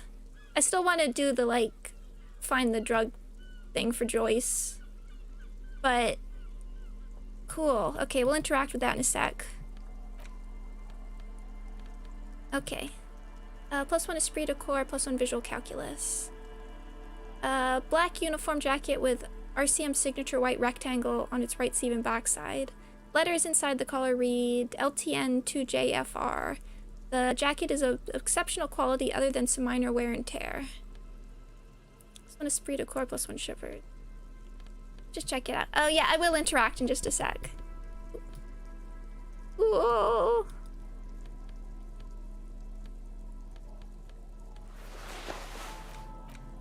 Okay. A police badge on which you see the photo of a man. You. Some seaweed is stuck to the back. Found my badge. At least something good came out of all these. Study the badge. Encased between 2 durable plastic sheets is a bluish card with lines of information and a watermark in the shape of the street grid of Revachol West. You see a photo, a name, a rank, a document number, the date of issue, and, in the lower right corner, your precinct. Look at the photo. The man keeps winking at you with his green-gray eyes. The photo is old, no doubt about that. But the badge is new. You used an old photo for a new badge. How old? 8, maybe 10 years. The guy in the picture is rather good-looking. He's got a nice haircut and is distinctly lacking in massive sideburns. He's winking. Why? What do you think? His face is already contorted by the expression, although it looks less grotesque on him than it does on you now. Oh dear. The badge in your hand shines as you rotate it, catching light. You see lines of information on it, and a shining watermark. Name Harrier Dubois. Harrier. That's long for Harry. So you are Harry. Evrard was half right. Probably not a lot of people know your full name. Whoever told him you're Harry Dubois didn't. Strange it doesn't say Raphael Ambrosius Cousteau. What kind of a name is Harrier? It's a wartime name. Revolutionary. The kind mothers give their sons during troubled times. Like Undying or Boxer or Ironhide. Mothers called their sons Ironhide? A name like armor. I want to be Harry. Can we be Harry instead? Why? It's a cool name. I like it. Oh. Besides, you're Harry anyway. No one's ever called Harrier. Yeah. He's not going to call you Harrier. He'll keep calling you officer when he's angry with you, and detective when he's not. Officer. I wanted to be Harry.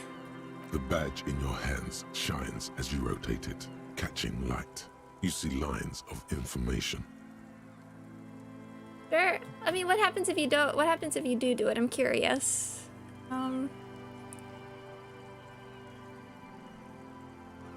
I don't know if that was the right thing I should have done. I'm not sure. Huh. We'll keep going. Rank LTN 2JFR. Lieutenant W. Freighter. What's Lieutenant W. Freighter? The lieutenant is a rank above sergeant and below captain. It's the highest rank in the RCM that still does field work. I am a lieutenant. And W. Freighter? The title of Freighter is added to your rank when you decline a promotion to a higher rank. In your case, captain. You have declined twice, thus you're W. Freighter. Declined? There are many reasons one would do this. The rank above you in your precinct's decomptage might be taken, or sometimes promoted officers do not want to replace their superiors out of respect. Oh yeah, there's no right or wrong. Yeah, I'm wondering if I should have said it. I wasn't gonna go Raphael, but maybe I should be. I'm curious what it says anyway. I might just see what it says. Just 'cause I'm curious. There are many reasons one. And sometimes they just prefer the type of police work available to their current rank. In your case, lieutenant. Heavy-duty case-solving machine. I thought my rank was drunk. Yes, apparently you've had a rather successful career in the past, and this leads me to believe maybe your current situation is only temporary. Oh. Oh, that gives me hope. But I don't want to say that. I don't want to get better. I want to get worse. Unironically, a bit of a super cop. Same amount of cases solved in his ledgers kind of hint at it. I mean, they did say it was a lot. It's really hard to... Wow. Okay. That gives me hope. Good. Oh, says with a quick smile. What's decomptage? Decomptage is the hierarchical system employed by the Revachol citizens' militia. It means counting down to twos. The countdown is modeled after the dual leadership system employed by the left during the revolution, which in turn was developed by last-century experimental psychologists in the University of Königstein. The lowest rank is junior officer, usually teenagers. Then there are the patrol officers, then sergeants, lieutenants, and then a captain. That's basically it, except for a few kinks. What kinks? Kinks like satellite officers and the additional freighter rank I already explained. The long and short of it is, you're his superior. Wait, satellite officer? You didn't even put it... Don't mention it. Wait, satellite officers? You are given the title of satellite officer if your partner is quickly promoted through the ranks and you rise with him. You don't seem to be a satellite. Okay, let's not mention it. Thanks for explaining all this. My pleasure. Turn back to the document. Such a small yet precious thing. Expensive paper caught between thick plastic, like a fly in amber. It reads... Serial REV12 6205 Jam 41. That's just the serial number. Revachol, Jamrock, Precinct 41, with some numbers thrown in there for good measure. Date of issue 7th of November, 50. 4 months ago. I'm guessing that's when you were promoted to the rank of Lieutenant W. Freighter. A new badge usually comes with a new rank. You seem to have been doing well then. You're pretty sure you weren't doing well, but better? Probably yes. A lot can happen in 4 months, especially in winter. The winters are never easy on you, of that you are sure. I remember that time! The tie around your neck feels tight suddenly. That was a good time! We had a good work-drink balance going! What happened, man? Pump it up! Thanks, terrific necktie. Okay, precinct 41. Yes, it's the designation of your precinct. 41. Like mine says 57. The 57th is mostly industrial harbor. A lot of asphalt. The 41st is... What? It's a tough station to work in. You have all of Jamrock to cover.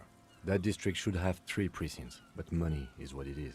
So working in a tough station. It's no wonder you are like you are, he thinks. But then again, it's a legendary district, and a hell of a station too. It must be an honor and a curse to work with people like Price, McCoy, Berdiaeva. Roberts, Feuerbach, Dimitri. Suddenly, names from your decomptage flash in your forebrain. And you? Is it an honor to work with you? Don't ask him, ask yourself. The badge in your hand shines as you rotate it, catching light. You see lines of information on it, and a shining watermark. Put badge away. Still have this. So what I was trying to go for was I want to be Harry, but I don't know if it's worth reloading for that. So did we just... I'm curious what the other option gives you. Maybe we'll just stick with it. But we tracked down our badge. I think we'll just stick. Fix our suggestion at one point. But I like... That was a good scene. That was a really nice scene. I like that a lot. Okay, let's just stick. Don't want to waste more time anyway. Looks like you still get called Harry. Okay, that's good. That's what I was going for. I'm not sure about Harrier, but...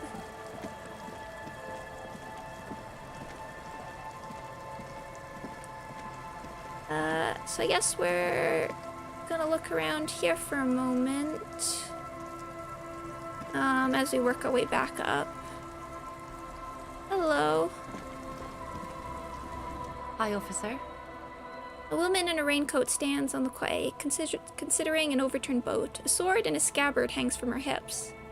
Got a sword. Anything I can help you with? That depends. Where are we exactly? A fishing village on the seashore. This place doesn't really have a name. It's sometimes called Elysium.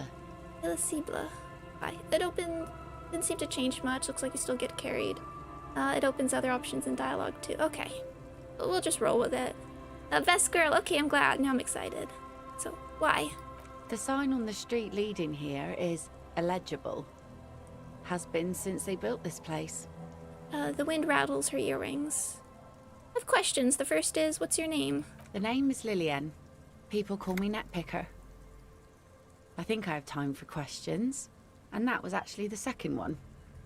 Indeed, you're always confused as to your whereabouts. Looking for someone. Maybe you can help? Let's see. Who are you looking for? Okay, you can find these. I'm looking for missing cryptozoologists. I don't think I know what these are. Care to elaborate? People who look for animals who are hard to find. Aha! Like snowmen. Oh man, I haven't heard about those. 2 old guys have been wandering around here, nose in sand, talking nonsense about snowmen and the like. The like? Right. Not only snowmen, also green men, monkey men, burning rhinos. You get the picture. The kind green ape. Oh, you're getting it. And it is gorgeous. Where did they go? I don't really know. Further down the peninsula, I guess. I mean, that's where they were heading. Who else are you looking for besides snowmen? A working class husband. Yeah, I'm not really looking for that anymore. Not much into the middle class ones either. I could use some landed gentry, but apparently they don't make those anymore. The husband isn't for me. I'm looking for him for his wife. I wish I could help you with that, but I haven't seen your working class husband. Maybe I can help you find someone else. She seems genuinely sorry for not being able to help you. Oh. That's it. I'm not looking for anyone else right now. Well, how can I assist you then, officer? What do you do around here? Like I said, fish mostly. Sail the waves, take care of the kids, pick nets. Right now I'm tarring a little skiff. Okay, it was a skiff. What else? I sell the fish to people in the Delta to serve at their fancy restaurants. Authentic Insular Indian cuisine. Is that enough to make a living? Sometimes I also walk to the beach to see what the sea has given up. The sea is full of surprises. Keep it professional, man. Don't make it sound like you're hitting on her. Interesting. What have you found? Wood, pieces of glass. Every once in a while we see dead bodies. Human, animal, fish, other odd sea creatures. A mine washed ashore once. Bottles, drugs also. Lost cargo in general. Most of the time it's just wood and glass. All right.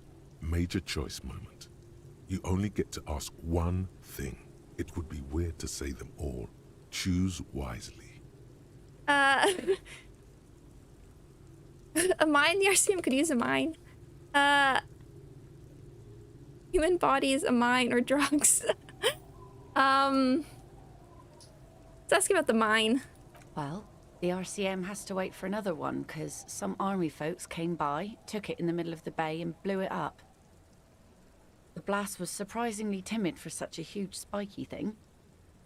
You notice the happy people are the ones living in the shabby part of town. Well, I haven't talked to... I was thinking, like... I like the idea of living right by the beach and doing fishing and stuff, but we haven't talked to enough people to really... me to quite get a sense of it yet. Nice sword. Does it come with a story? Unfortunately, the factory sold this one with a 3-year warranty instead of a story. It's to intimidate folks, mostly. It is imposing. It's a regular mass-produced sword, like a shovel or an axe. Nothing fancy, just for intimidation. Why do you need intimidation tactics? From time to time, people need a lesson in respect. That's just the way it is. Back in the day, I caught the eyes of many men. And believe me, men need a lesson in manners from time to time. Can I borrow that? No, I'm afraid not. Tempting to confiscate the blade I use to keep these animals in check. You would put me in an early grave. Why don't more women arm themselves if it's so effective? What makes you think we haven't? The truth is that almost everyone in this life is scared and tired and stupid and too dull for that. That goes for men too. But they put on an act for us. Pretend like everything's good and living in shit doesn't bother them. Like anyone falls for that. Behold! Point to the expression on your face.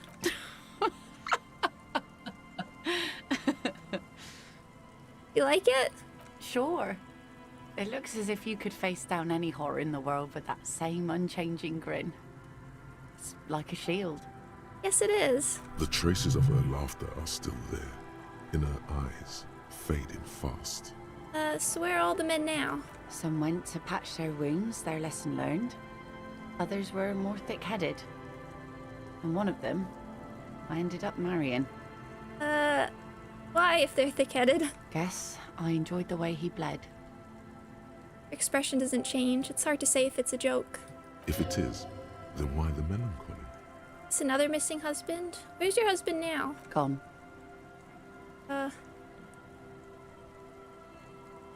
Gone where? God, I would never leave anyone. He disappeared. Sounds like a missing persons case. It absolutely does not. We are not going to look for Oh. him. No. There's nothing to find. He's dead. Lost to the waves. Oh. Wait for her to continue. He didn't respect the sea. Went out there, drunk like a skunk, and sure enough, one day the boat was found floating empty. A bloated corpse turned up 2 weeks later. Now, before you tell me how sorry you are for my loss, know that it was 4 years ago, and I've moved on. There's only so much mourning you can do for a drunk with sinewy muscles. Time really is the best cure for sorrow, isn't it? Us working folk don't have the luxury to be bedsick with melancholy. I buried him, mourned for an appropriate amount of time, and went on. Life didn't really change that much for me and the kids. She glances at the village where 2 little kids are playing with what looks like rocks. This is neither a touchy nor a very interesting topic for her. She looks like she's ready to go on a date with another, better drunk. Ask her. Both of you could need some action. I don't know if that's quite appropriate right after she talking about her dead husband. Do it! Hit on the widow! It's the right thing to do! Kim's presence makes it awkward. Yeah, we're not gonna get that with our terrible suggestion. We'll wait. Before even trying that, because that's not going very gonna go. So I take it that's your skiff? Sure is.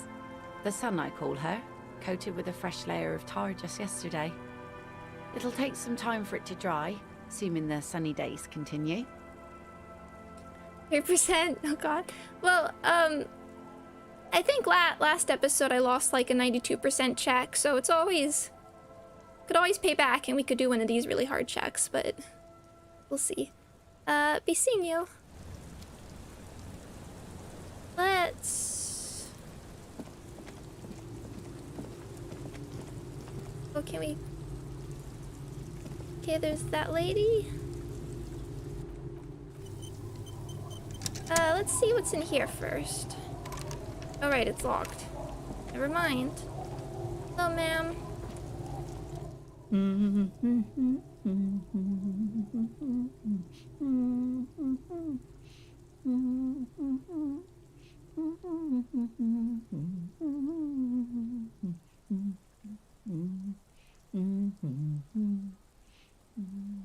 That ring around a rosy? The woman next to a bucket of clothes hums an odd melody. Her eyes are closed. Ma'am, I think I might have a job for you. You're not sure about the melody, but it might be South Samaran, possibly Sigayan, also known as the apricot suzunti. And we're not calling it that. Welcome to the fishing village. Please lean in closer. I have cataracts. Lean forward? Oh, welcome, police officer. We don't cause any trouble around here. And we don't want any trouble either. We are not here to cause any trouble, madame. That lullaby has a name. It sounded a bit like ring around a rosy. Pocket full of posies. Ashes to ashes, we all fall down. That's what it sort of reminded me of, but I'm not sure. Not very musical. Trouble? Say the second thing, Bratan! Shows you got style! What he said, we're cops, we don't cause trouble, we take care of trouble. Oh, of course. Last time we saw you around here was 12 years ago. You also came to take care of trouble then. Wish you did. But still, in Martinez, you're considered an ill omen. Wait, I've been here before? No, not you personally. I meant the RCM. Some of the men got into a fight. One of them killed another. Locked himself in that woodshed over there. Oh. He was brooding, needed some help opening the door. You got it open for him and took him to think about what he'd done in a more secluded place. Somewhere more quiet. She says it as if he was on some kind of spiritual retreat. What kind of an ill omen are we talking about? Oh, the usual. Dark tidings. Black hound. That's you, all right. A black hound licking your own heels. I am an ill omen, all right. You're not. No one around here considers us an ill omen. People would have told us. That might have made you mad. Maybe they are afraid. Did I save? That might have made him mad. I don't want to make him mad. I'm still trying to get the achievement.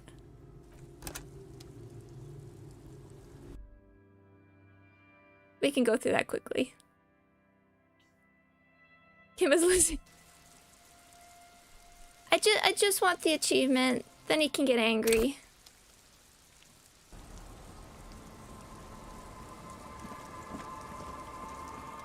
You're not sure about the melody. Welcome to the fishing village. Please. Oh, We are... Trouble? Say the second thing, Brata. oh, of course. No, he was brooding. She says it as if he was on. Oh, the usual.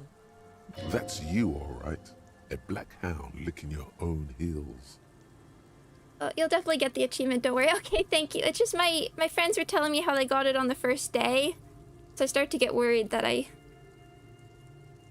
it gives me a lot of anxiety. I need physical or digital proof that he likes me, or else I won't stop panicking. If I'm considered an ill omen, why hasn't anyone told me that? Maybe they are afraid. Why? Because you're an ill omen. But you're still welcome here. As long as men with guns aren't chasing you. And maybe even then. Because that's the kind of fishing village we've built. I'm sorry there's not a lot of room to park the motor carriage. And not a lot of houses. Or a lot of people. My kids are long gone. Searching for treasure. So are others. Yeah, well, I hope so. Thank you. Thank you. Ah, look at me ramble on. What brings you to us? Oh, we can't ask about the jacket. Awesome. Kimmel knows she loves him. Thank you. I'm glad. I made an entire meme dedicated to him. Where could someone stay around here? Yes, is there? Can I? Perhaps not under a boat? Stay? Most people here are trying to leave. That said, if lodgings is what you're looking for, I've got a free room in the shop. How much is it? I won't charge you for it. Take it as a gesture of goodwill from the village to the RCM. Free lodgings? Wait, hold on, you're just giving it to me? No one is using it, and God knows it's not much anyway. You can stay there. Not sure it's appropriate for the RCM to accept free accommodations. Oh, don't. It's your choice. No skin off my teeth.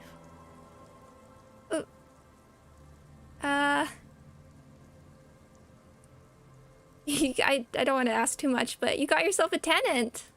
Don't make an old woman regret opening her house to the place. I won't. Thank you. Oh my gosh, now I have all this money. I could buy like anything. Well, if you are not in the hostel in the morning, I'll know where to find you. Here, in a shack. He's a little relieved you're no longer in that room. Oh no. Should he? This environment encourages one thing, and one thing only. Drinking. Finally, you have those lamos of matinees off your back, Bratan. This looks like a great place to bring chicks. Ever Chain's horrific necktie. What is in this fishing village? Just us. It's barely a village anymore. We almost don't exist. Thank you. I'm gonna buy all the books and the board game and all the clothing. Gonna grab everything. What do you mean? This is pretty much a non-place. A gap. A blank spot on the map. Just a cluster of nameless shacks on a nameless street. The place is so pornographically poor, it's not even funny. Gotta be something here. Over there, you can find more of the same. Shacks and trees growing wild. That's the pox. Between here and Jamrock, a dusty sea of old trees, all covered in industrial soot. Small houses under them, an overgrown park. Well, we just learned about it from Shivers, but so it feels like I've heard the name somewhere, but tell me more. An old military hospital and its surroundings. Or it used to be, during the time of the suzerain. After the war, it was turned into a goodwill hospital for shell-shock veterans and folks looking for some quiet in the old sanatorium gardens. Now the area is crisscrossed with nameless streets and makeshift cinderblock houses, shacks as far as the eye can see. What happened to the hospital? The goodwill ran out. The staff left and the place was shut down. It's long gone by now. Who else lives in this village? Well, there's Lillian and her kids. A few new folks live in the house to the east, but they're away right now. And then there's the drunks. Not a pretty sight, but there's little we can do about it. Home is home, even for them. My moralist salary? Well, we can afford some stuff. At least want the board game and the book about the pail for now. I met Lillian already. Lillian is tough. Tougher than the men here, at least. If it wasn't for her and the kids, this place wouldn't have a spark of life left.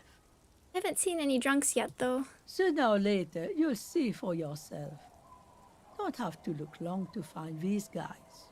Is there a way to make a little money around here? Here? For you? No, officer. The only money we have here is some coins the drunks tried hiding from their women and then forgot about. Oh, maybe that's why we found so much. Under carts, boats, in little boxes. It's not hard to find. I'm not gonna say that, that's mean. Alright, there's another topic I'd like to address. She nods, rinsing another piece of cloth. Before we go, what's further down the coast? Not much. There's the abandoned church, the DeLorean Church of Humanity. It's been there since before my time, even. DeLorean Church of Humanity. I have been kind of curious, like, what kind of religion the church is even for. Why is it abandoned? Some things just don't fly, officer. Look around. Who'd go to church here? They built it 300 years ago. Must have been nicer then. So, they don't hold services there anymore? The Ecclesiastes? No, we've tried, but things just keep happening. Crime, accidents, other things. The place never stays open. It's a pity. It used to be such a nice church. It does look nice. At least we can appreciate, like, the architecture, even if it's not used for services. She's not telling you all she knows.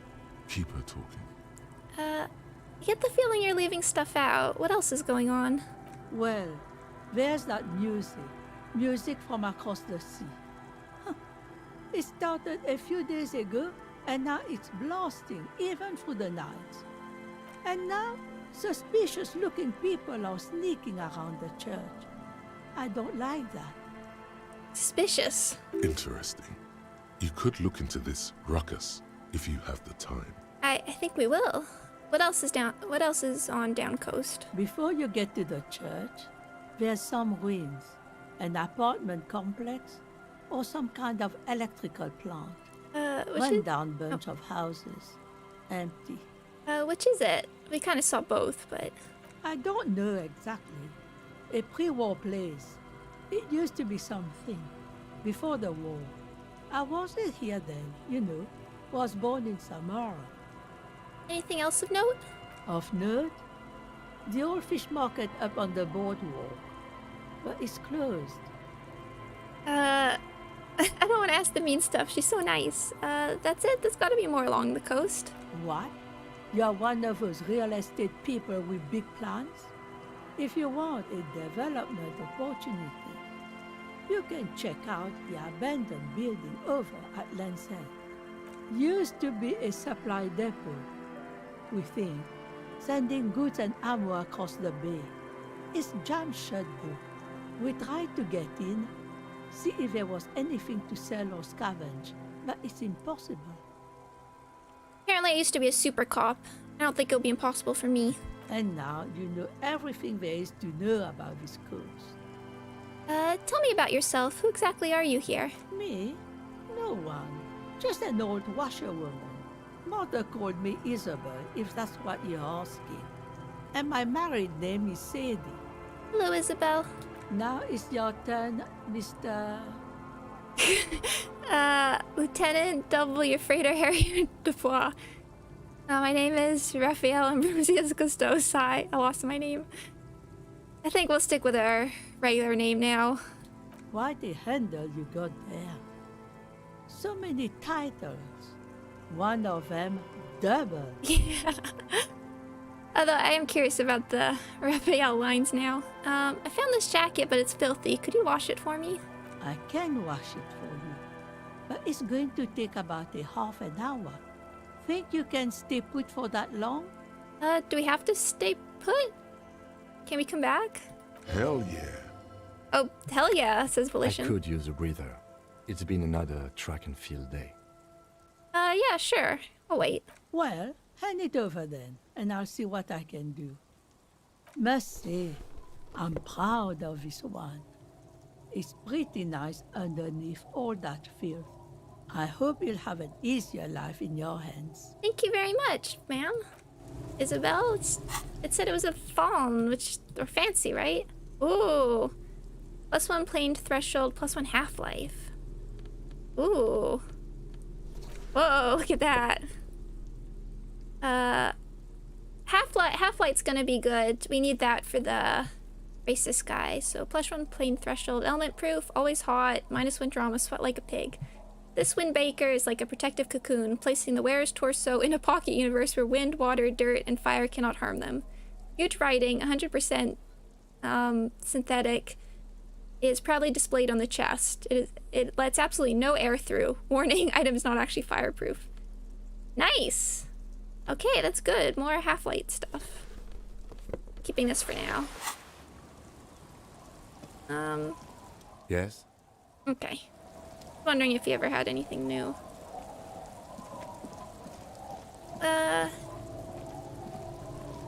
Alright, we go around there, but it's just double. Did we actually finish everything with the car?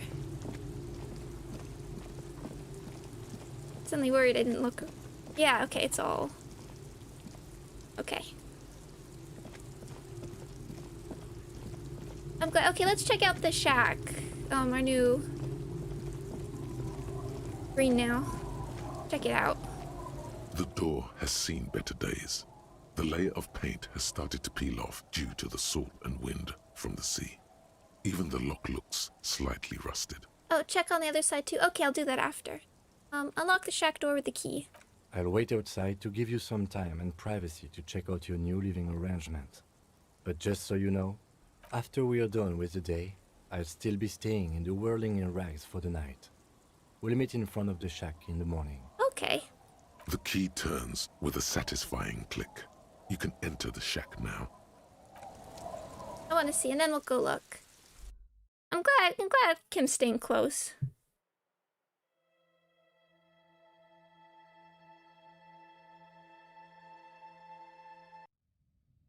Oh yeah, okay, all this stuff to examine. Let's take a peek.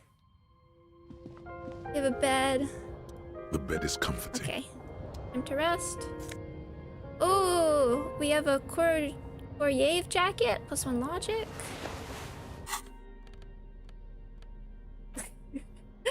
Checkmate. This swanky checkered jacket flatters your form in a way that makes you feel the fun kind of serious. It has really nice roomy pockets too. That's pretty good. That's pretty good. Well, if we need logic.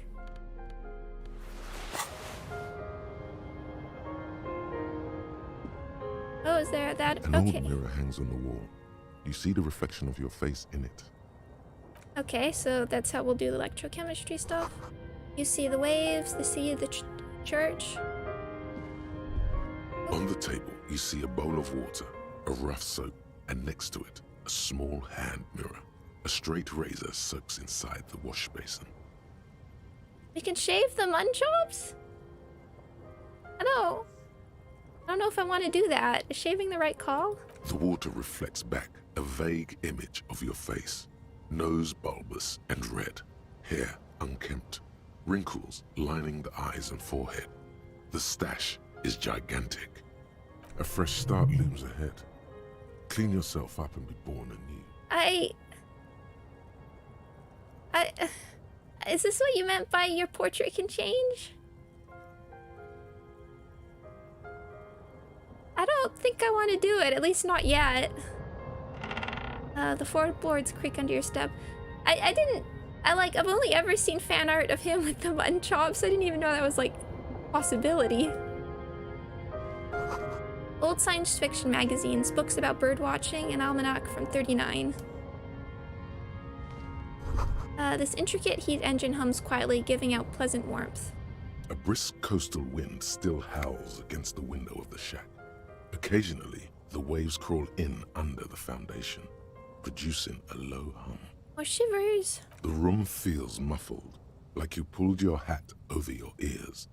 Outside, it is cold and windy, but you're inside, and it feels safe and warm. What is this place to you? What is that voice?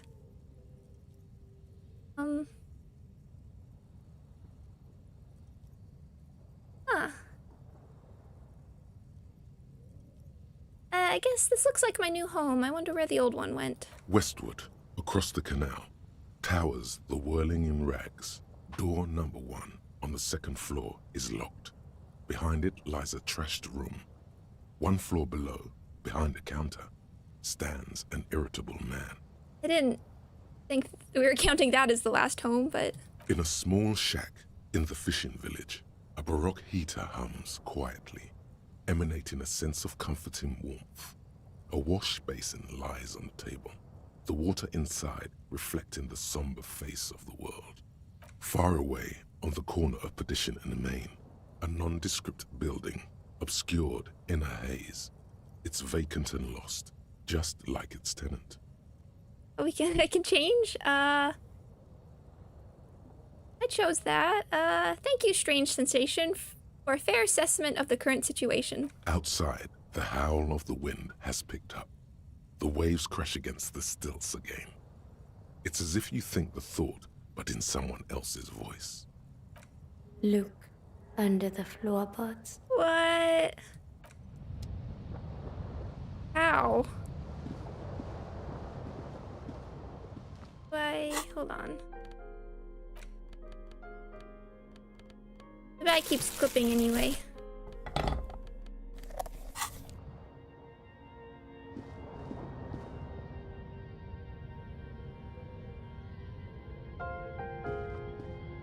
But how? Just continue for now? Okay. Thank you. Those are the things that would drive me nuts. We'll go back to letting our bag clip through the coat. Okay, now we'll check the car again, as per advice.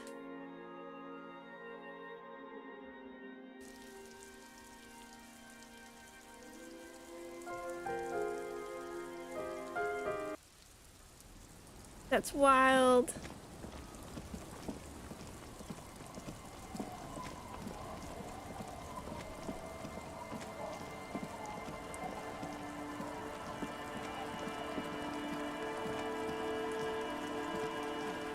Spent so long trying to look under the floorboards. It's, yeah. That is the kind of thing I would just be like, the lower side from the car?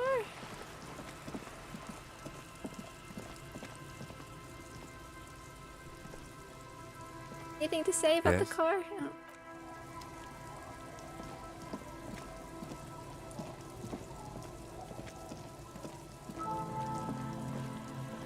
Oh, you can see the tracks a bit more.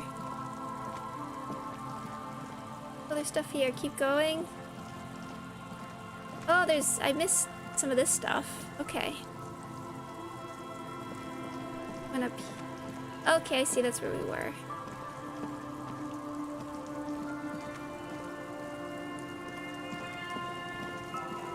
Hey.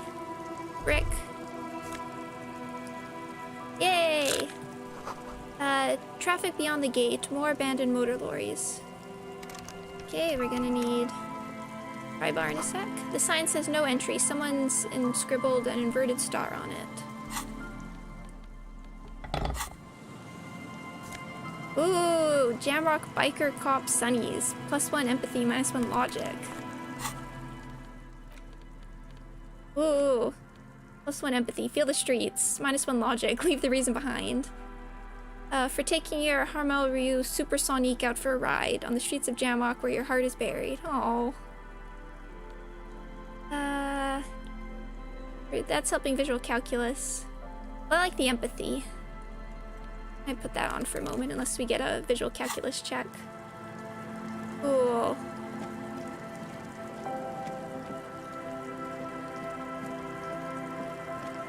Let's look down here. Yeah, here. Someone has broken down the fence and the barbed wire. Okay.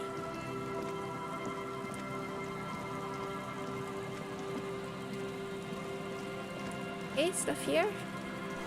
The swing is missing. No one's been here for a long time. The wind is corralled by a 4-story building around this yard.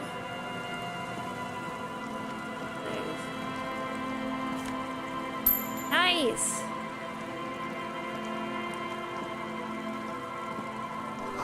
Glory, says the graffito, to the ghosts of us. Nice. We do have to drop those off at some point. Someone has left their music collection beneath the tarpaulin. Is this our sad tape? Can we do karaoke now? Oh! You made absolute bank. A big ton. Okay, there's one more place on the side by the village that most people miss. Okay, let me... Oh, is that a bottle? Yeah. Birds in the birch tree. Barely audibly coos from above. Looks like a bottle, but... maybe not. I will look in just a so... Rust peels off the bent iron posts of the swing. The wind whistles through the skeleton of the small house behind you. There's desolation everywhere. What happened here? In this yard? The lieutenant looks at the small building. A flock of gray swallows takes off in the distance. He's assessing the situation. How long ago was it abandoned? Someone thought they could have a summer house in a bloc obscur for cheap. It didn't work out. They abandoned it about a decade ago. Wait, what's a bloc obscur? A black bloc. A part of the city left unrenovated after the war. Or one that has fallen to gang violence. Or has become inhospitable in some other way. Oh, you know what we need to buy? We need to buy the dice. I want to do that. On aerial photos, block obscures look like dark squares, hence their name. So this part of the coast is a bloc obscur? Practically, it's not an official term in any way, but look around. No sewage, broken power lines, crime, drunks. Life is tough in the blocks. It's no place to build a summer house. At least they left some old music behind. Yes, and you picked it up as part of the Jamrock Shuffle. He gives you a weary smile. It's not meant as nagging, just an observation. We should move. I don't think we will solve the murder with forays into the urban hinterland, at least in this phase of the investigation. Did you choose a dice type yet? No, I haven't. We only looked at one and then... I'm just looking. I asked about one of them, but then... And I like the look of that first one we talked about, but... didn't decide anything else, but I definitely want to go back and... examine that. Because the dice look really cool. I don't even know what they do, but...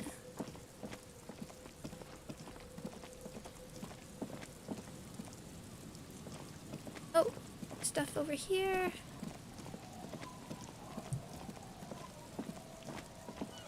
Inside the shack, okay.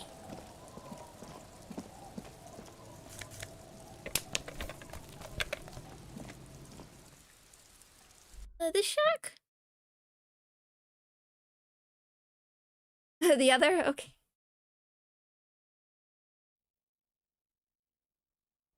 Oh wait, this was the chair. Okay, I see. The other one, okay.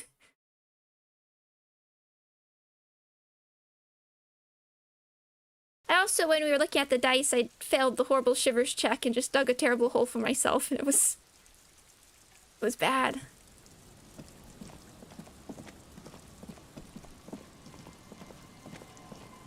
Shack up here.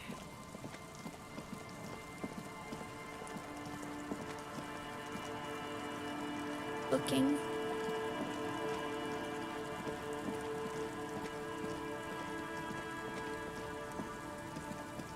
There's the bench. Oh, there's those people.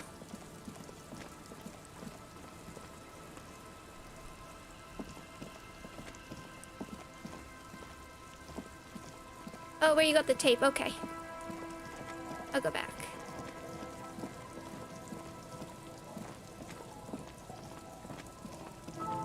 Here.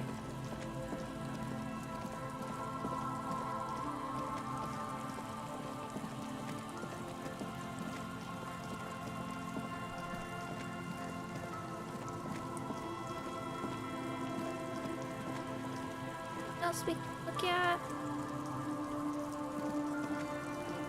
I got the stuff in the corner, but...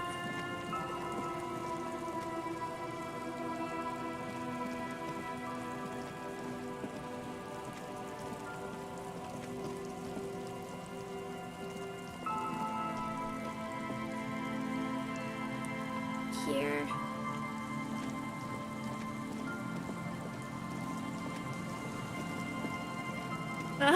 Okay. It's good, I want to investigate everything. No worries. Thank you for... I'm glad I have people telling me, advising me on things that I might miss. We already looked at that. Can we get around here? Well, I might not want to take the money right in front of these guys, but...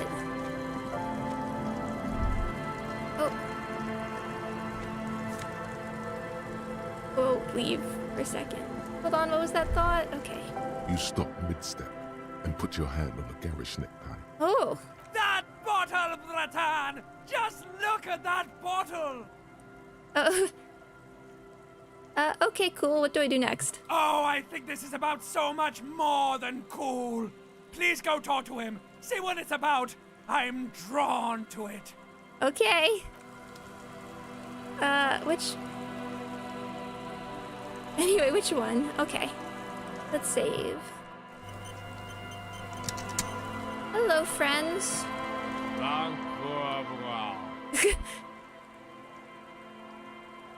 Grumbles, an unshaven man with a ruddy nose. He narrows his eyes at you as if in recognition, then turns his head away. The noxious odor emanating from the drunken man is strong and familiar. Don't you call her? Yeah! Don't call Abigail! I am the law. Abigail. Oh, Abigail. Who is Abigail? Uh-huh. Abigail.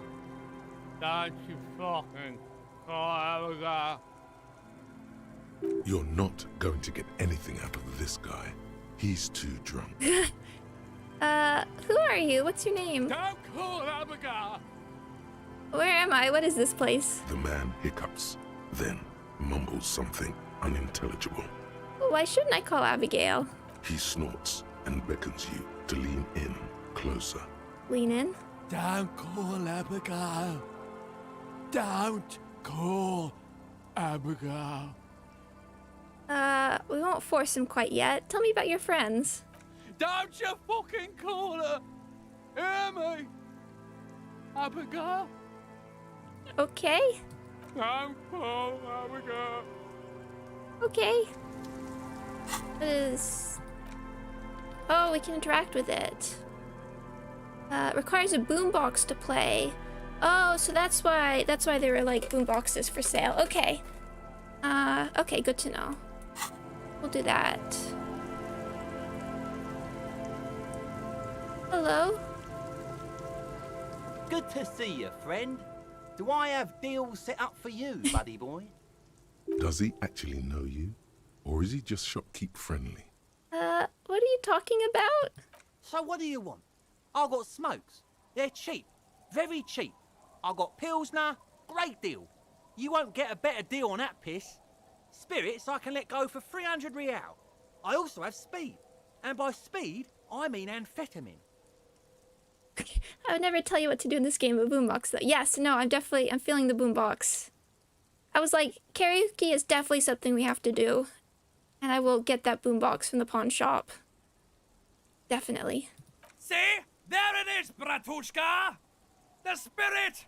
Let's buy the spirit! 300 real is a lot, but this has to be done! It's our end game! I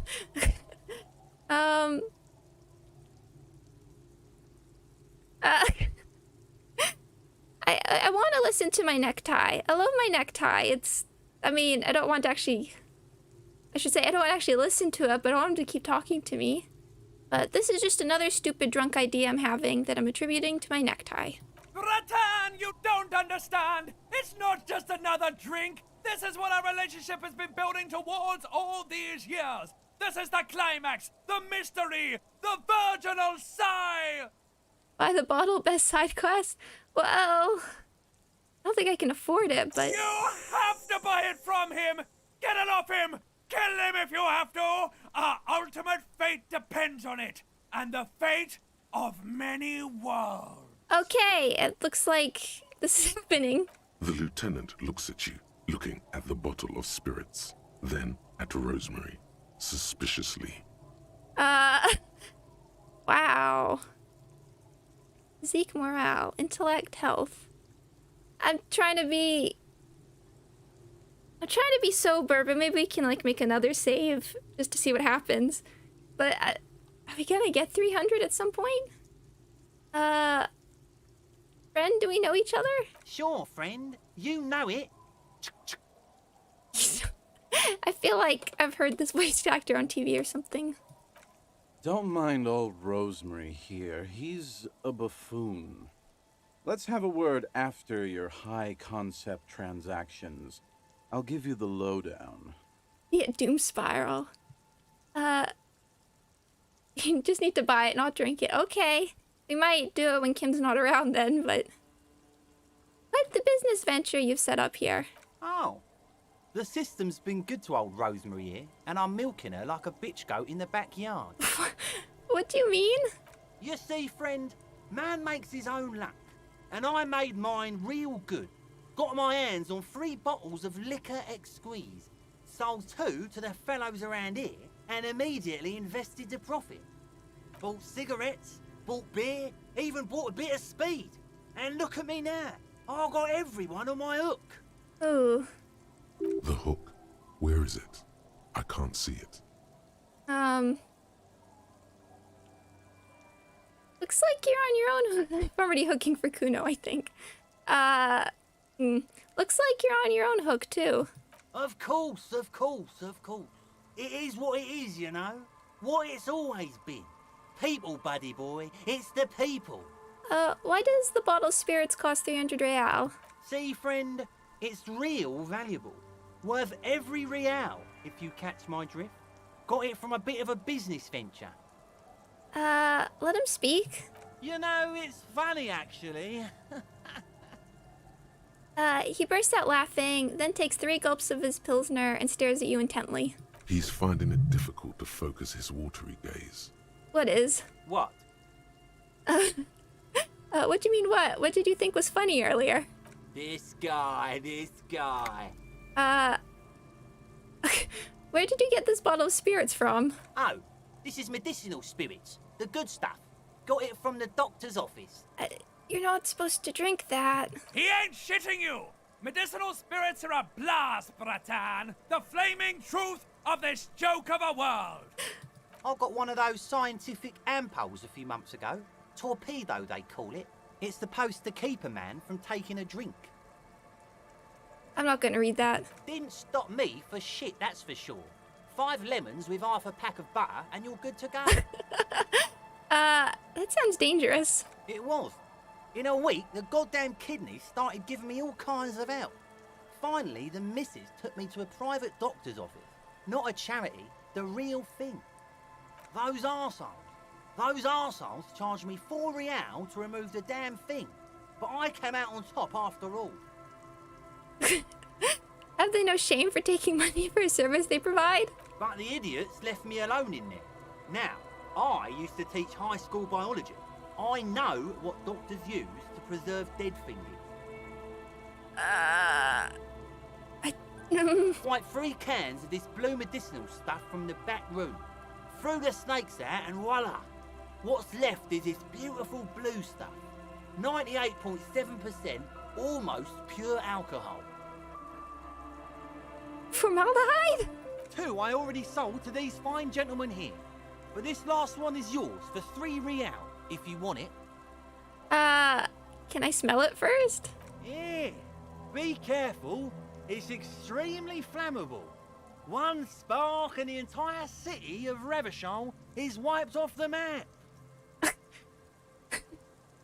How's this man still alive? You can get the money, but I don't think you own this playthrough. Oh, interesting. I mean, there's definitely stuff. I turned down the bribe from Everard, so... Feels like someone set a mustard field ablaze right inside your nose, then drenched it in tear gas.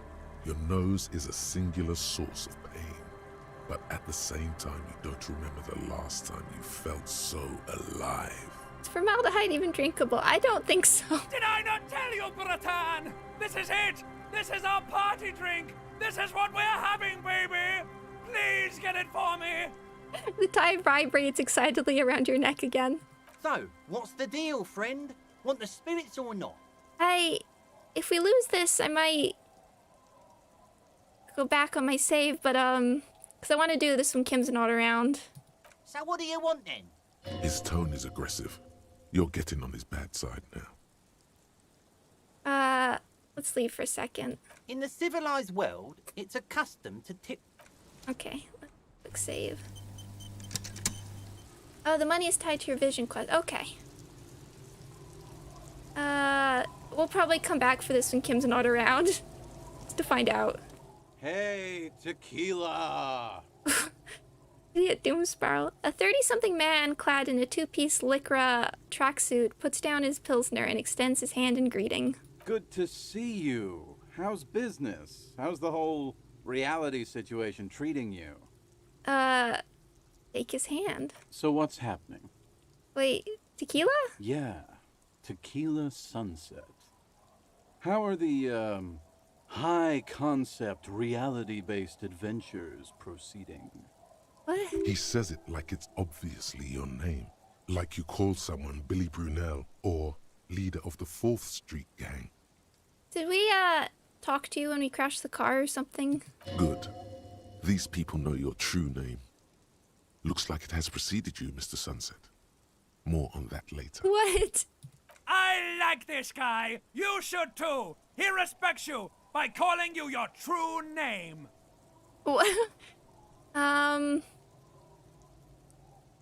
Reality, it makes me aggressively sad. I know what you mean. Sitting around with these bums, you really get to know the nitty-gritty of reality. And it isn't good. He looks at his buddies with mock appreciation. Things aren't going super well for Idiot Doom Spiral either. Haven't found those keys yet, haven't won that great piece of ass back. No word from my business buddies. Takes a sip from his beer. Idiot Doom Spiral, huh? This is bound to be a good, high-concept conversation. At last. Oh, what do you guys do around here? We are saving the world. Please. Please don't go. Don't go. Begs the man in the pipe. Okay, we're drinking. We're drinking alcohol. That's what we're doing.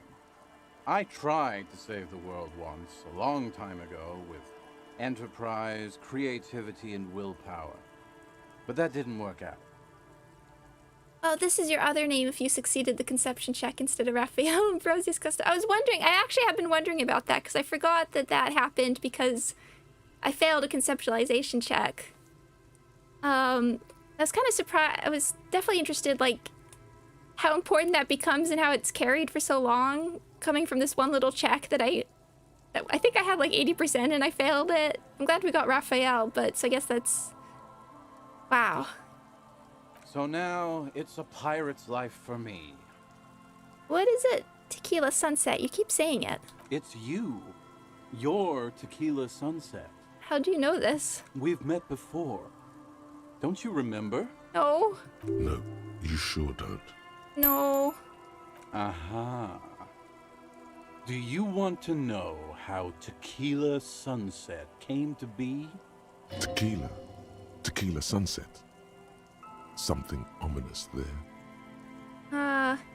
For some reason the name tequila fills me with foreboding. Maybe I shouldn't learn what it means. You think you feel bad now. Wait till you've heard the story. Oh. No. You need the wisdom. Okay, go ahead. Let me take a sip to moisten up my chords. Tequila Sunset rolled into Martinez last Friday. And by Tequila Sunset, I mean you. The man, the myth. Wait, do we meet on a Friday? Hey, let's not jump ahead of ourselves. This is your story. Stop interrupting. Okay. Takes another sip, then continues. You got here on Friday to solve a case, hoping to be the early bird who gets the worm. And by the worm, I mean the buzz. Because as far as I know, all you did was get piss drunk. Word on the street is you went around the local hostel telling people that you're a police officer, and that it would be really fucked up if you shot yourself in the head, right in front of them. That's pretty high concept, if you ask me. Oh. It is. The lieutenant's brow is furrowed. He's listening as casually as he can. Oh, what happened then? It was a late Saturday night when we, the Union of Moribund Alcoholics, were getting our drink on. Nothing remarkable about this. We get our drink on 24/7. Makes everything warm and glowy. I trust you know the feeling. Oh, yes, you do, Bratushka. The only thing better than that is putting the pedal to the metal after you kiss the tide. And off we go. One moment we hear the sound of a motor carriage revving up somewhere on the plaza, followed by a series of dings and bangs. Oh, no. Do you remember the sound of wood cracking? The billboard? Oh, Oh. Is it like our fault, the canal? The billboard broke. Naturally, loud noises pique the interest of anybody owning a pair of ears. That's just the reality we're in. Naturally? Anyway, there was a brief silence. A gasp of silence, if you will. Followed by a real commotion. We heard the carriage careening towards the coast at top speed. Sounded like someone jumped the canal. We grabbed our brewskis and rushed to the jetty. Never underestimate the speed of an alcoholic. What we saw was a sight to behold. A beat-up police carriage containing you. Right there on the beach. You revved the engine and screamed at the top of your lungs, "The time hath come!" Oh. So, naturally, being the curious cat I am, I asked what time hath come. To which you replied, "The time hath come for Tequila Sunset, the end of all things." Oh, no. Oh, God, what happened next? Your reality contracted. You jammed the pedal, plowed right off the jetty, and through the ice. We ran towards the ice, whilst you crawled your way out, miraculously unhurt, covered in seaweed and shit, like some kind of sea monster. When we finally got there, you were sitting on the beach crying. You said that your badge and uniform were in the car. It was too late to get in there, though. The carriage had sunk too deep. Recognizing a brother in need, we offered our condolences and invited you to party with us. We asked about the whole Tequila Sunset thing, and you told us it was your name now and insisted that we all call you that from then on. My real name is Harry. No, that's just what your mother called you. Your real name is Tequila Sunset. Just embrace it, brother. How long did we party for? Hours. It was an all-night drink-a-thon. Then, at some point, I think it was Sunday morning, you got belligerent and wanted to talk about Revacholian women. Uh-oh. How they're beautiful and also whores and so on. How one of them fucked you real bad. After a short while, you crossed the event horizon, looked sullen, got up, and left without saying anything. Wow, that's quite a story. Yeah, I bet Tequila's a fucking legend around the precinct. You must be proud to work with him. If you only knew. Well, we can learn more about stuff. Did I tell you anything specific about this person? You were pretty vague about it, but you kept saying you got fucked real hard, and that we've all been fucked too. Please, don't open that door. Uh-oh. No one's fucked me. I do the fucking around here. Abigail! It seemed pretty painful, to be honest with you. If I had to guess, I'd say you're still working through some shit. Did I mention losing anything else? Beside your gun and your badge? You said something about your hope or heart or something. To be honest, the details are a little hazy. In retrospect, I guess you lost your motor carriage too? That's a big one. That's a big one. Did I say anything about my colleagues? You told us that they were a bunch of fucking losers whose main interest was cramping your style. It's more like you were cramping theirs. No specifics, though. It was more about you that night. You were the star of the show. The case wasn't really... I guess we were there for the case, but, I guess, did I say anything about the case? Yeah, you said it was no biggie and that you'd solve it in no time. And that you didn't need anyone to do it. You're doing it solo now.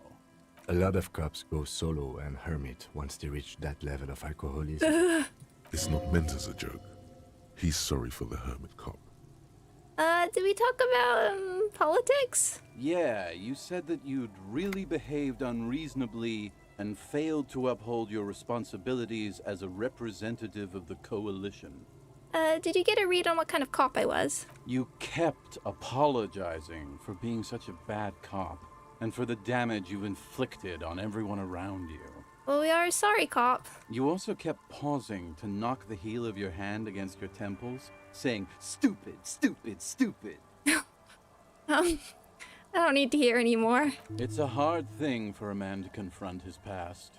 That's why I avoid mine at all costs. Yeah, you seem to be... Well, let's just see what this says. You seem to be characterized by your storytelling ability. You want to tell me another one sometime? Whoop-de-doo. So now I'm a fucking storyteller. Right. Why not? Better than a beach bum. Okay. Want to tell me I became Idiot Doom Spiral? It depends, really. Are you willing to help me out? Ooh. You might get scammed here. I have a feeling that this is going to cost me a lot. No, the reality of the situation requires a rather modest contribution. A little motivational package. Hello, Lee. What do you need? Booze. Did you already forget our party? The thing I relayed to you earlier.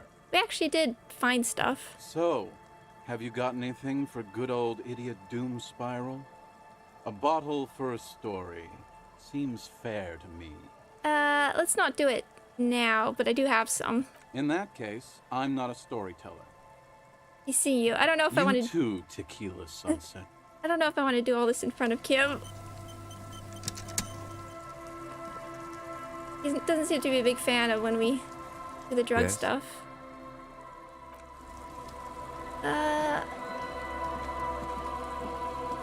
Oh, have I been here? Oh. A drop in temperature, an easy flow there. An empty street. Before you, a thoroughfare unjammed with lorries. No more drivers smoking on hitch steps. Just silence. I did the worst already? Oh no! Did I make him mad again by talking about that?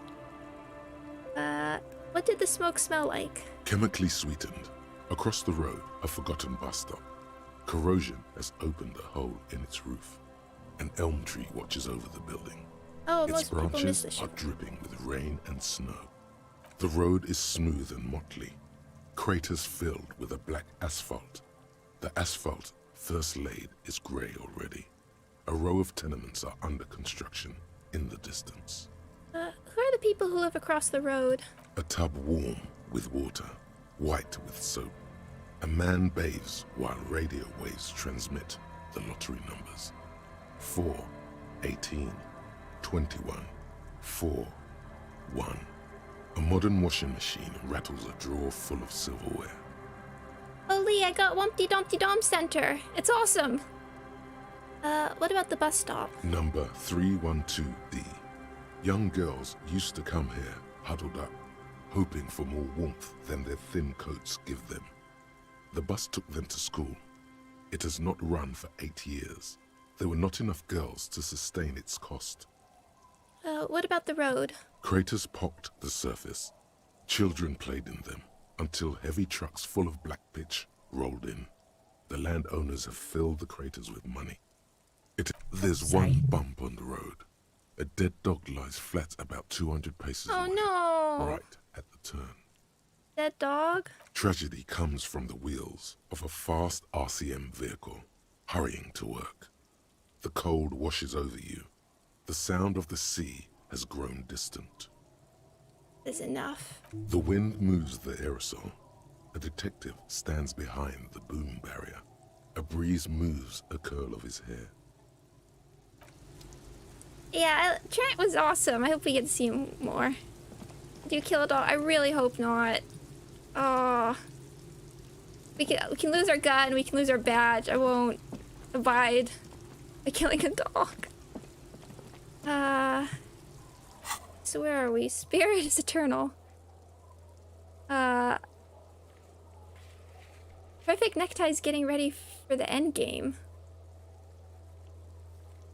For the love of God, do not remove it till the magic happens. Oh, we have a lot.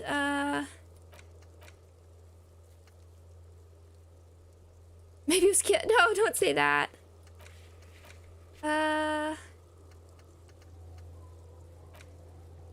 Okay, we have to wait for the next day for that.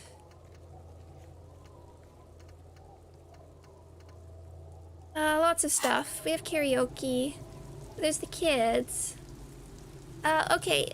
I should finish up in a minute. One thing I wanted to do before I check was somebody told me... Oh, and I found a new house, Lee. And got a karaoke tape, finally. How many points?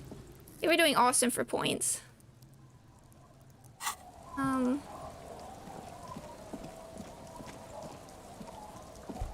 We're just gonna ignore the car.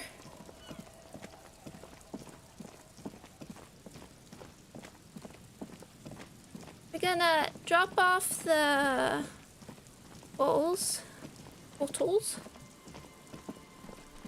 a minute. Oh, I can buy the boombox. Oh, there's so much to buy now that I have money. But let's... Oh, I can buy this stuff too. Oh, there's so much.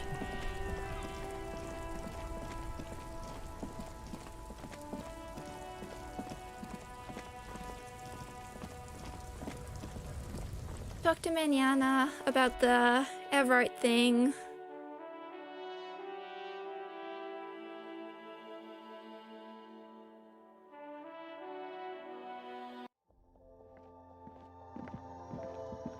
The tear machine stands in the corner. A sign says, 1 bottle. Your bottles clunk into the machine, and the money appears with a satisfying jingle. You're a richer man now. I forget they're not actually worth that much. It's amazing our brain power does a lot more. Should do that. Buy the shoes and the speakers too. Yeah, we'll come back for some of the stuff, but definitely.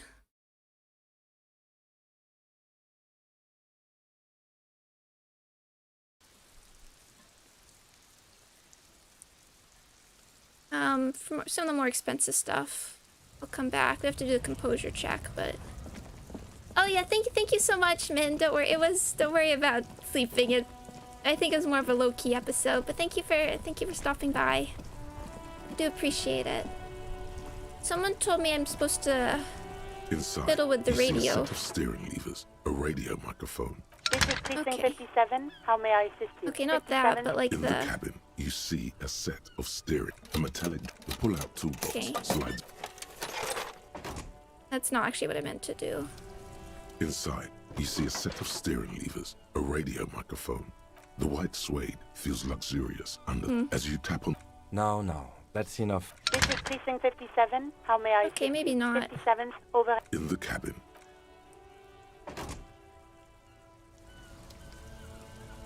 Bye-bye. See ya. Oh, we probably should buy some of this stuff, just so we have it for the checks.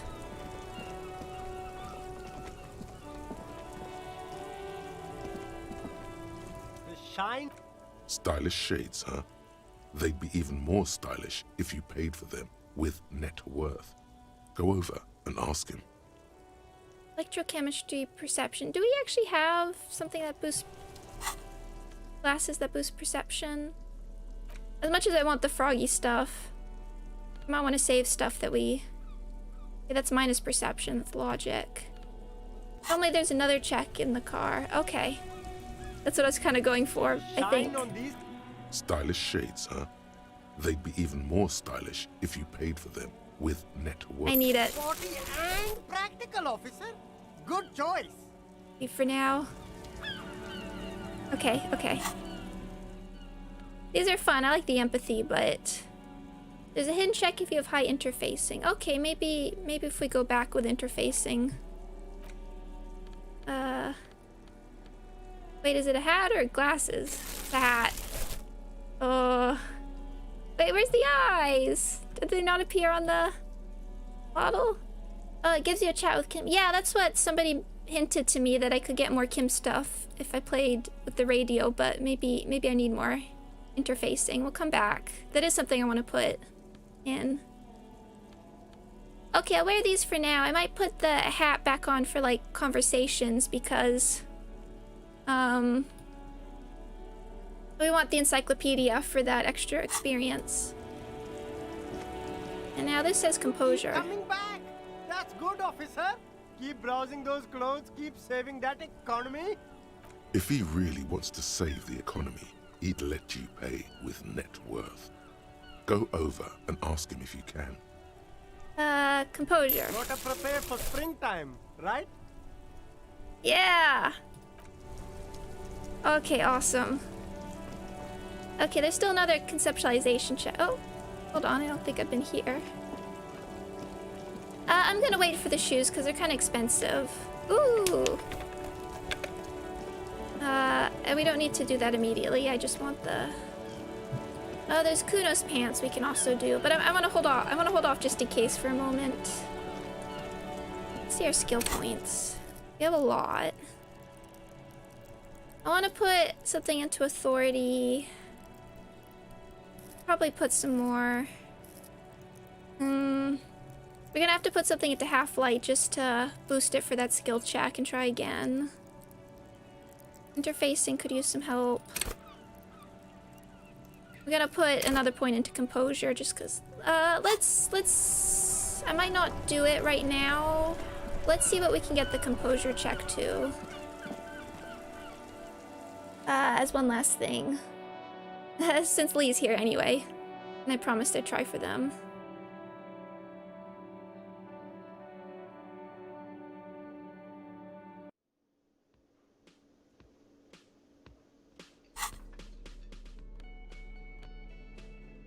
Let's take these off for a second. So we want that. Any of this minus, that's perception, interfacing, inlet fire, empathy, perception. It's minus composure. Oh, this can boost encyclopedia. That's probably pretty good.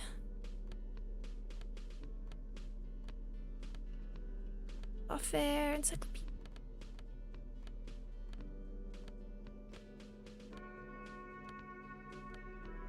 Okay, we'll put these back on for a second. There. Yeah, that is a pretty good look. Let's see if we can do this now. Hi again, gendarme. 58. We'll try it and then we'll put another point in. Could he be a member of the homosexual underground? What? What? Shut up. Just pointing it out. We're not talking about some kind of cult with members here. You made it up.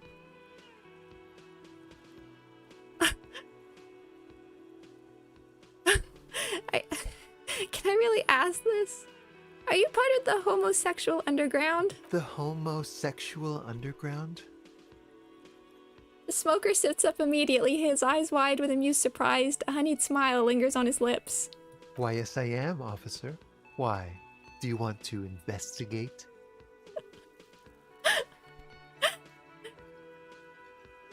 Yes, I want to hear more about this homosexual underground you're a part of. Oh, it's a pleasure group. A sub rosa pleasure group congregating in cellars under the cover of night. Saturday night. Sometimes even Friday night. What about Thursday night? Or Thursday night. Sometimes the congregating doesn't even end. It carries on into our daily life. He lowers his voice conspiratorially and looks around. Why do you convene? What do you do? Oh, we're ambitious. We want to destroy the last vestiges of meaning, the last things people in Revachol have to hold on to, the true symbols of security, the meaning of man and woman, mother and father, their marriage.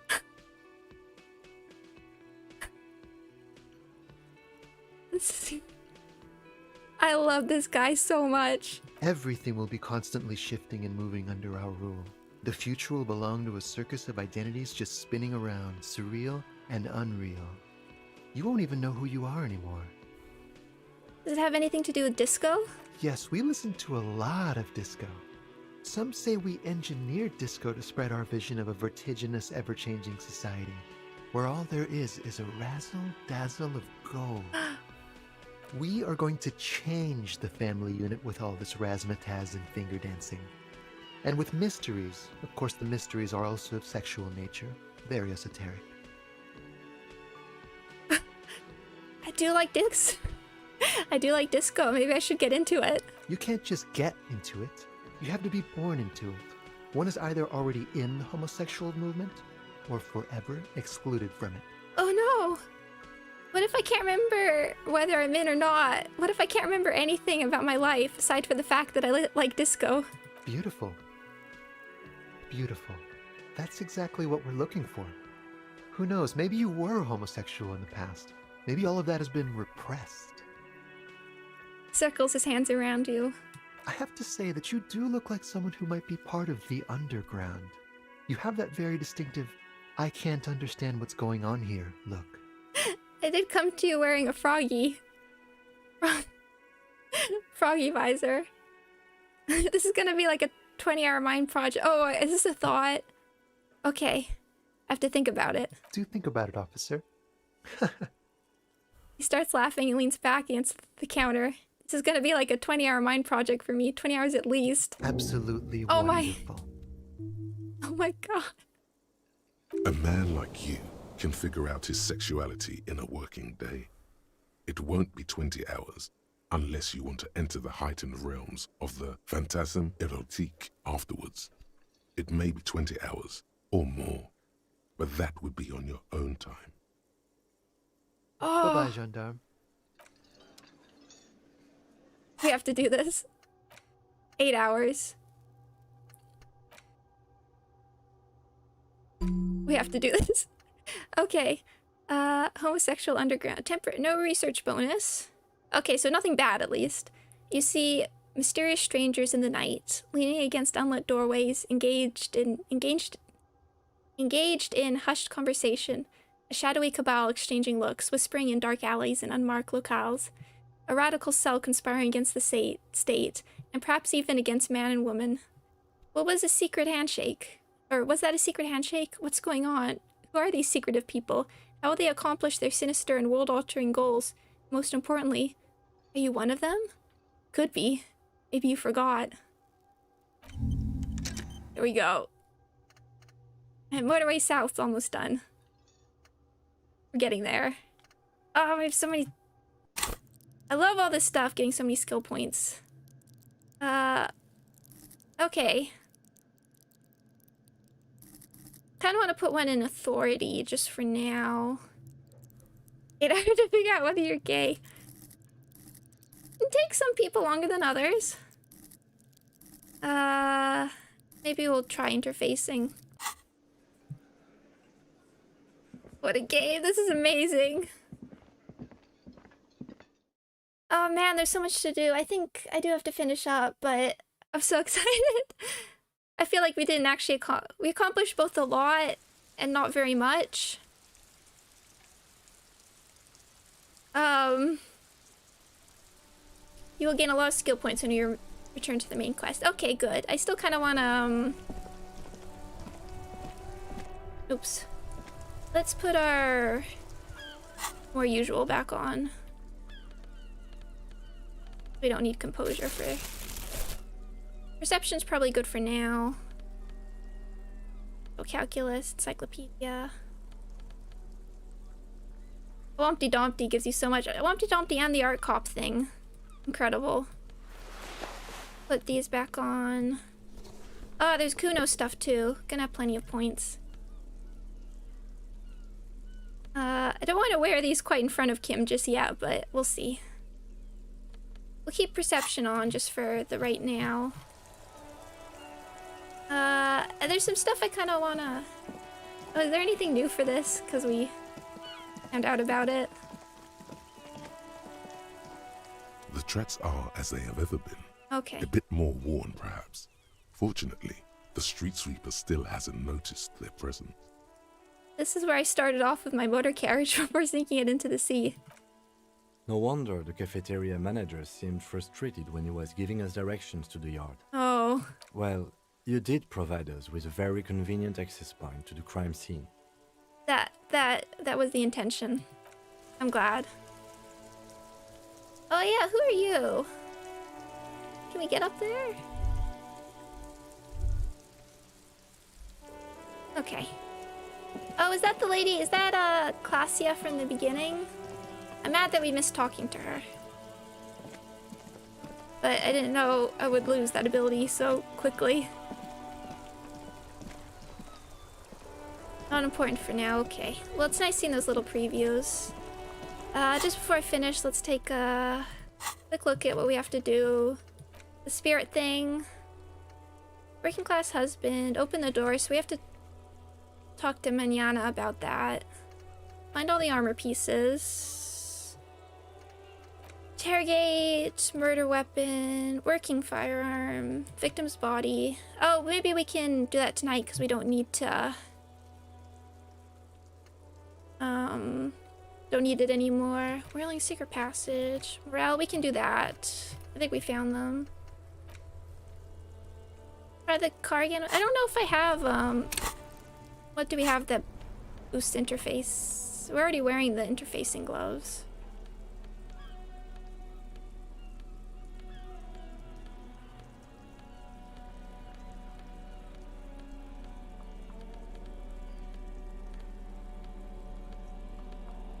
Never fair. Maybe I should have these.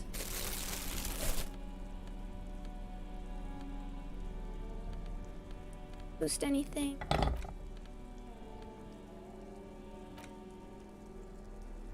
Oh, we have all this. Oh, we still have the, I think there's like...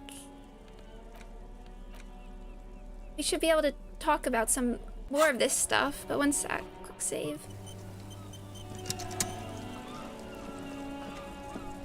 Inside, you see a set of steering Okay, levers, a radio microphone, a pull-out toolbox, and I just want to see what happens of the fuel if we preheater put in gauge. interfacing.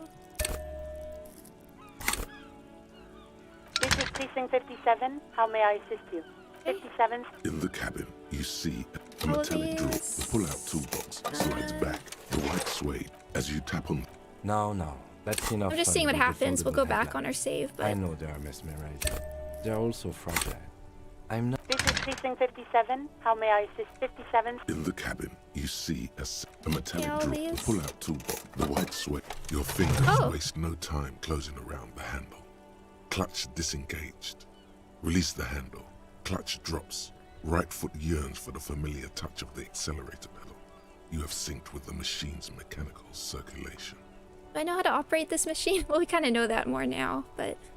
How are you, my friend? The smell of freshly treated leather, the lack of dirt and dust on the dashboard, and a neat little brush in the cup holder, all seem to be whispering, I'm good, cherished and cared for, in the hands of a tending owner. Do I know how to operate this machine? You feel an uninterrupted connection to the mechanics. Does mean I know how to pilot it? After a while, you realize silence is your only answer. Do what you will with it. Release the clutch and squeeze again. Of course it's only in your head. Of course it is. But it almost feels as if the clutch handle is gently squeezing back. Where have you been? At the bottom of the sea. Oh.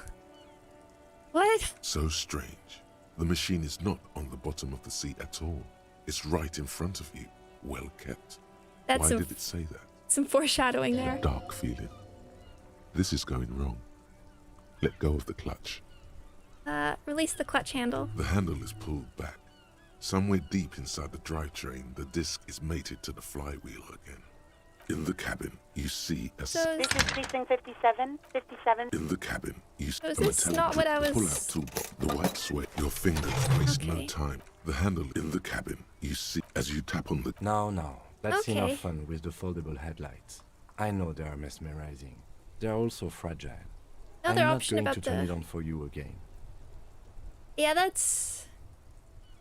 I think the Kim talk might be a specific day. Okay, I might not keep that interfacing then. I just want to hold on to it for a second. Yes? Maybe it's perception? Let's load for a sec. Our perception's okay. I do have a bunch in perception, but we can try.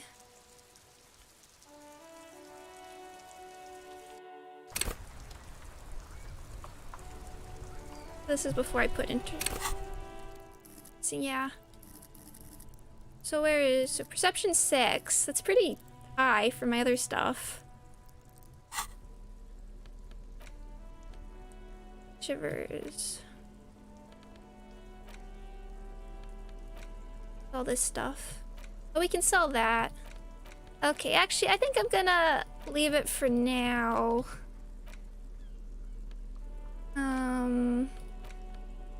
Oh, there's all this stuff we still have to look at. Did we get everything from the bullet? Still safely sealed away in a plastic bag bearing. Okay, I'm gonna leave this for now. I'm pretty high in all my perception stuff, but we'll come back to it. Because I do, if it's extra Kim stuff, I do want to try and get it. But we made some good progress. I hate leaving this again, but I'm not sure. We're gonna keep exploring next time. I will be doing something more on the weekend. I'm just not sure when. There's still a lot of skill checks we can try. Man, there's a lot we can try. We'll probably finish the next thoughts. Wow, there's a lot. Okay, but thank you all for helping me out and spending all that time with me. Why are you walking? Thank you for staying. No, I want to. Like, I would go longer if I could, but I do have other things. I do have work. But yes, thank you, and thank you for... Yes, and karaoke as well. But yes, thank you for advising when I had my mic issues earlier. But I hope you all have a good rest of your week. I will try and, when I figure out a time, I will schedule it. And yeah, I hope you have a good evening, whatever time you are. Good rest of the week. And as always, thank you. Bye-bye.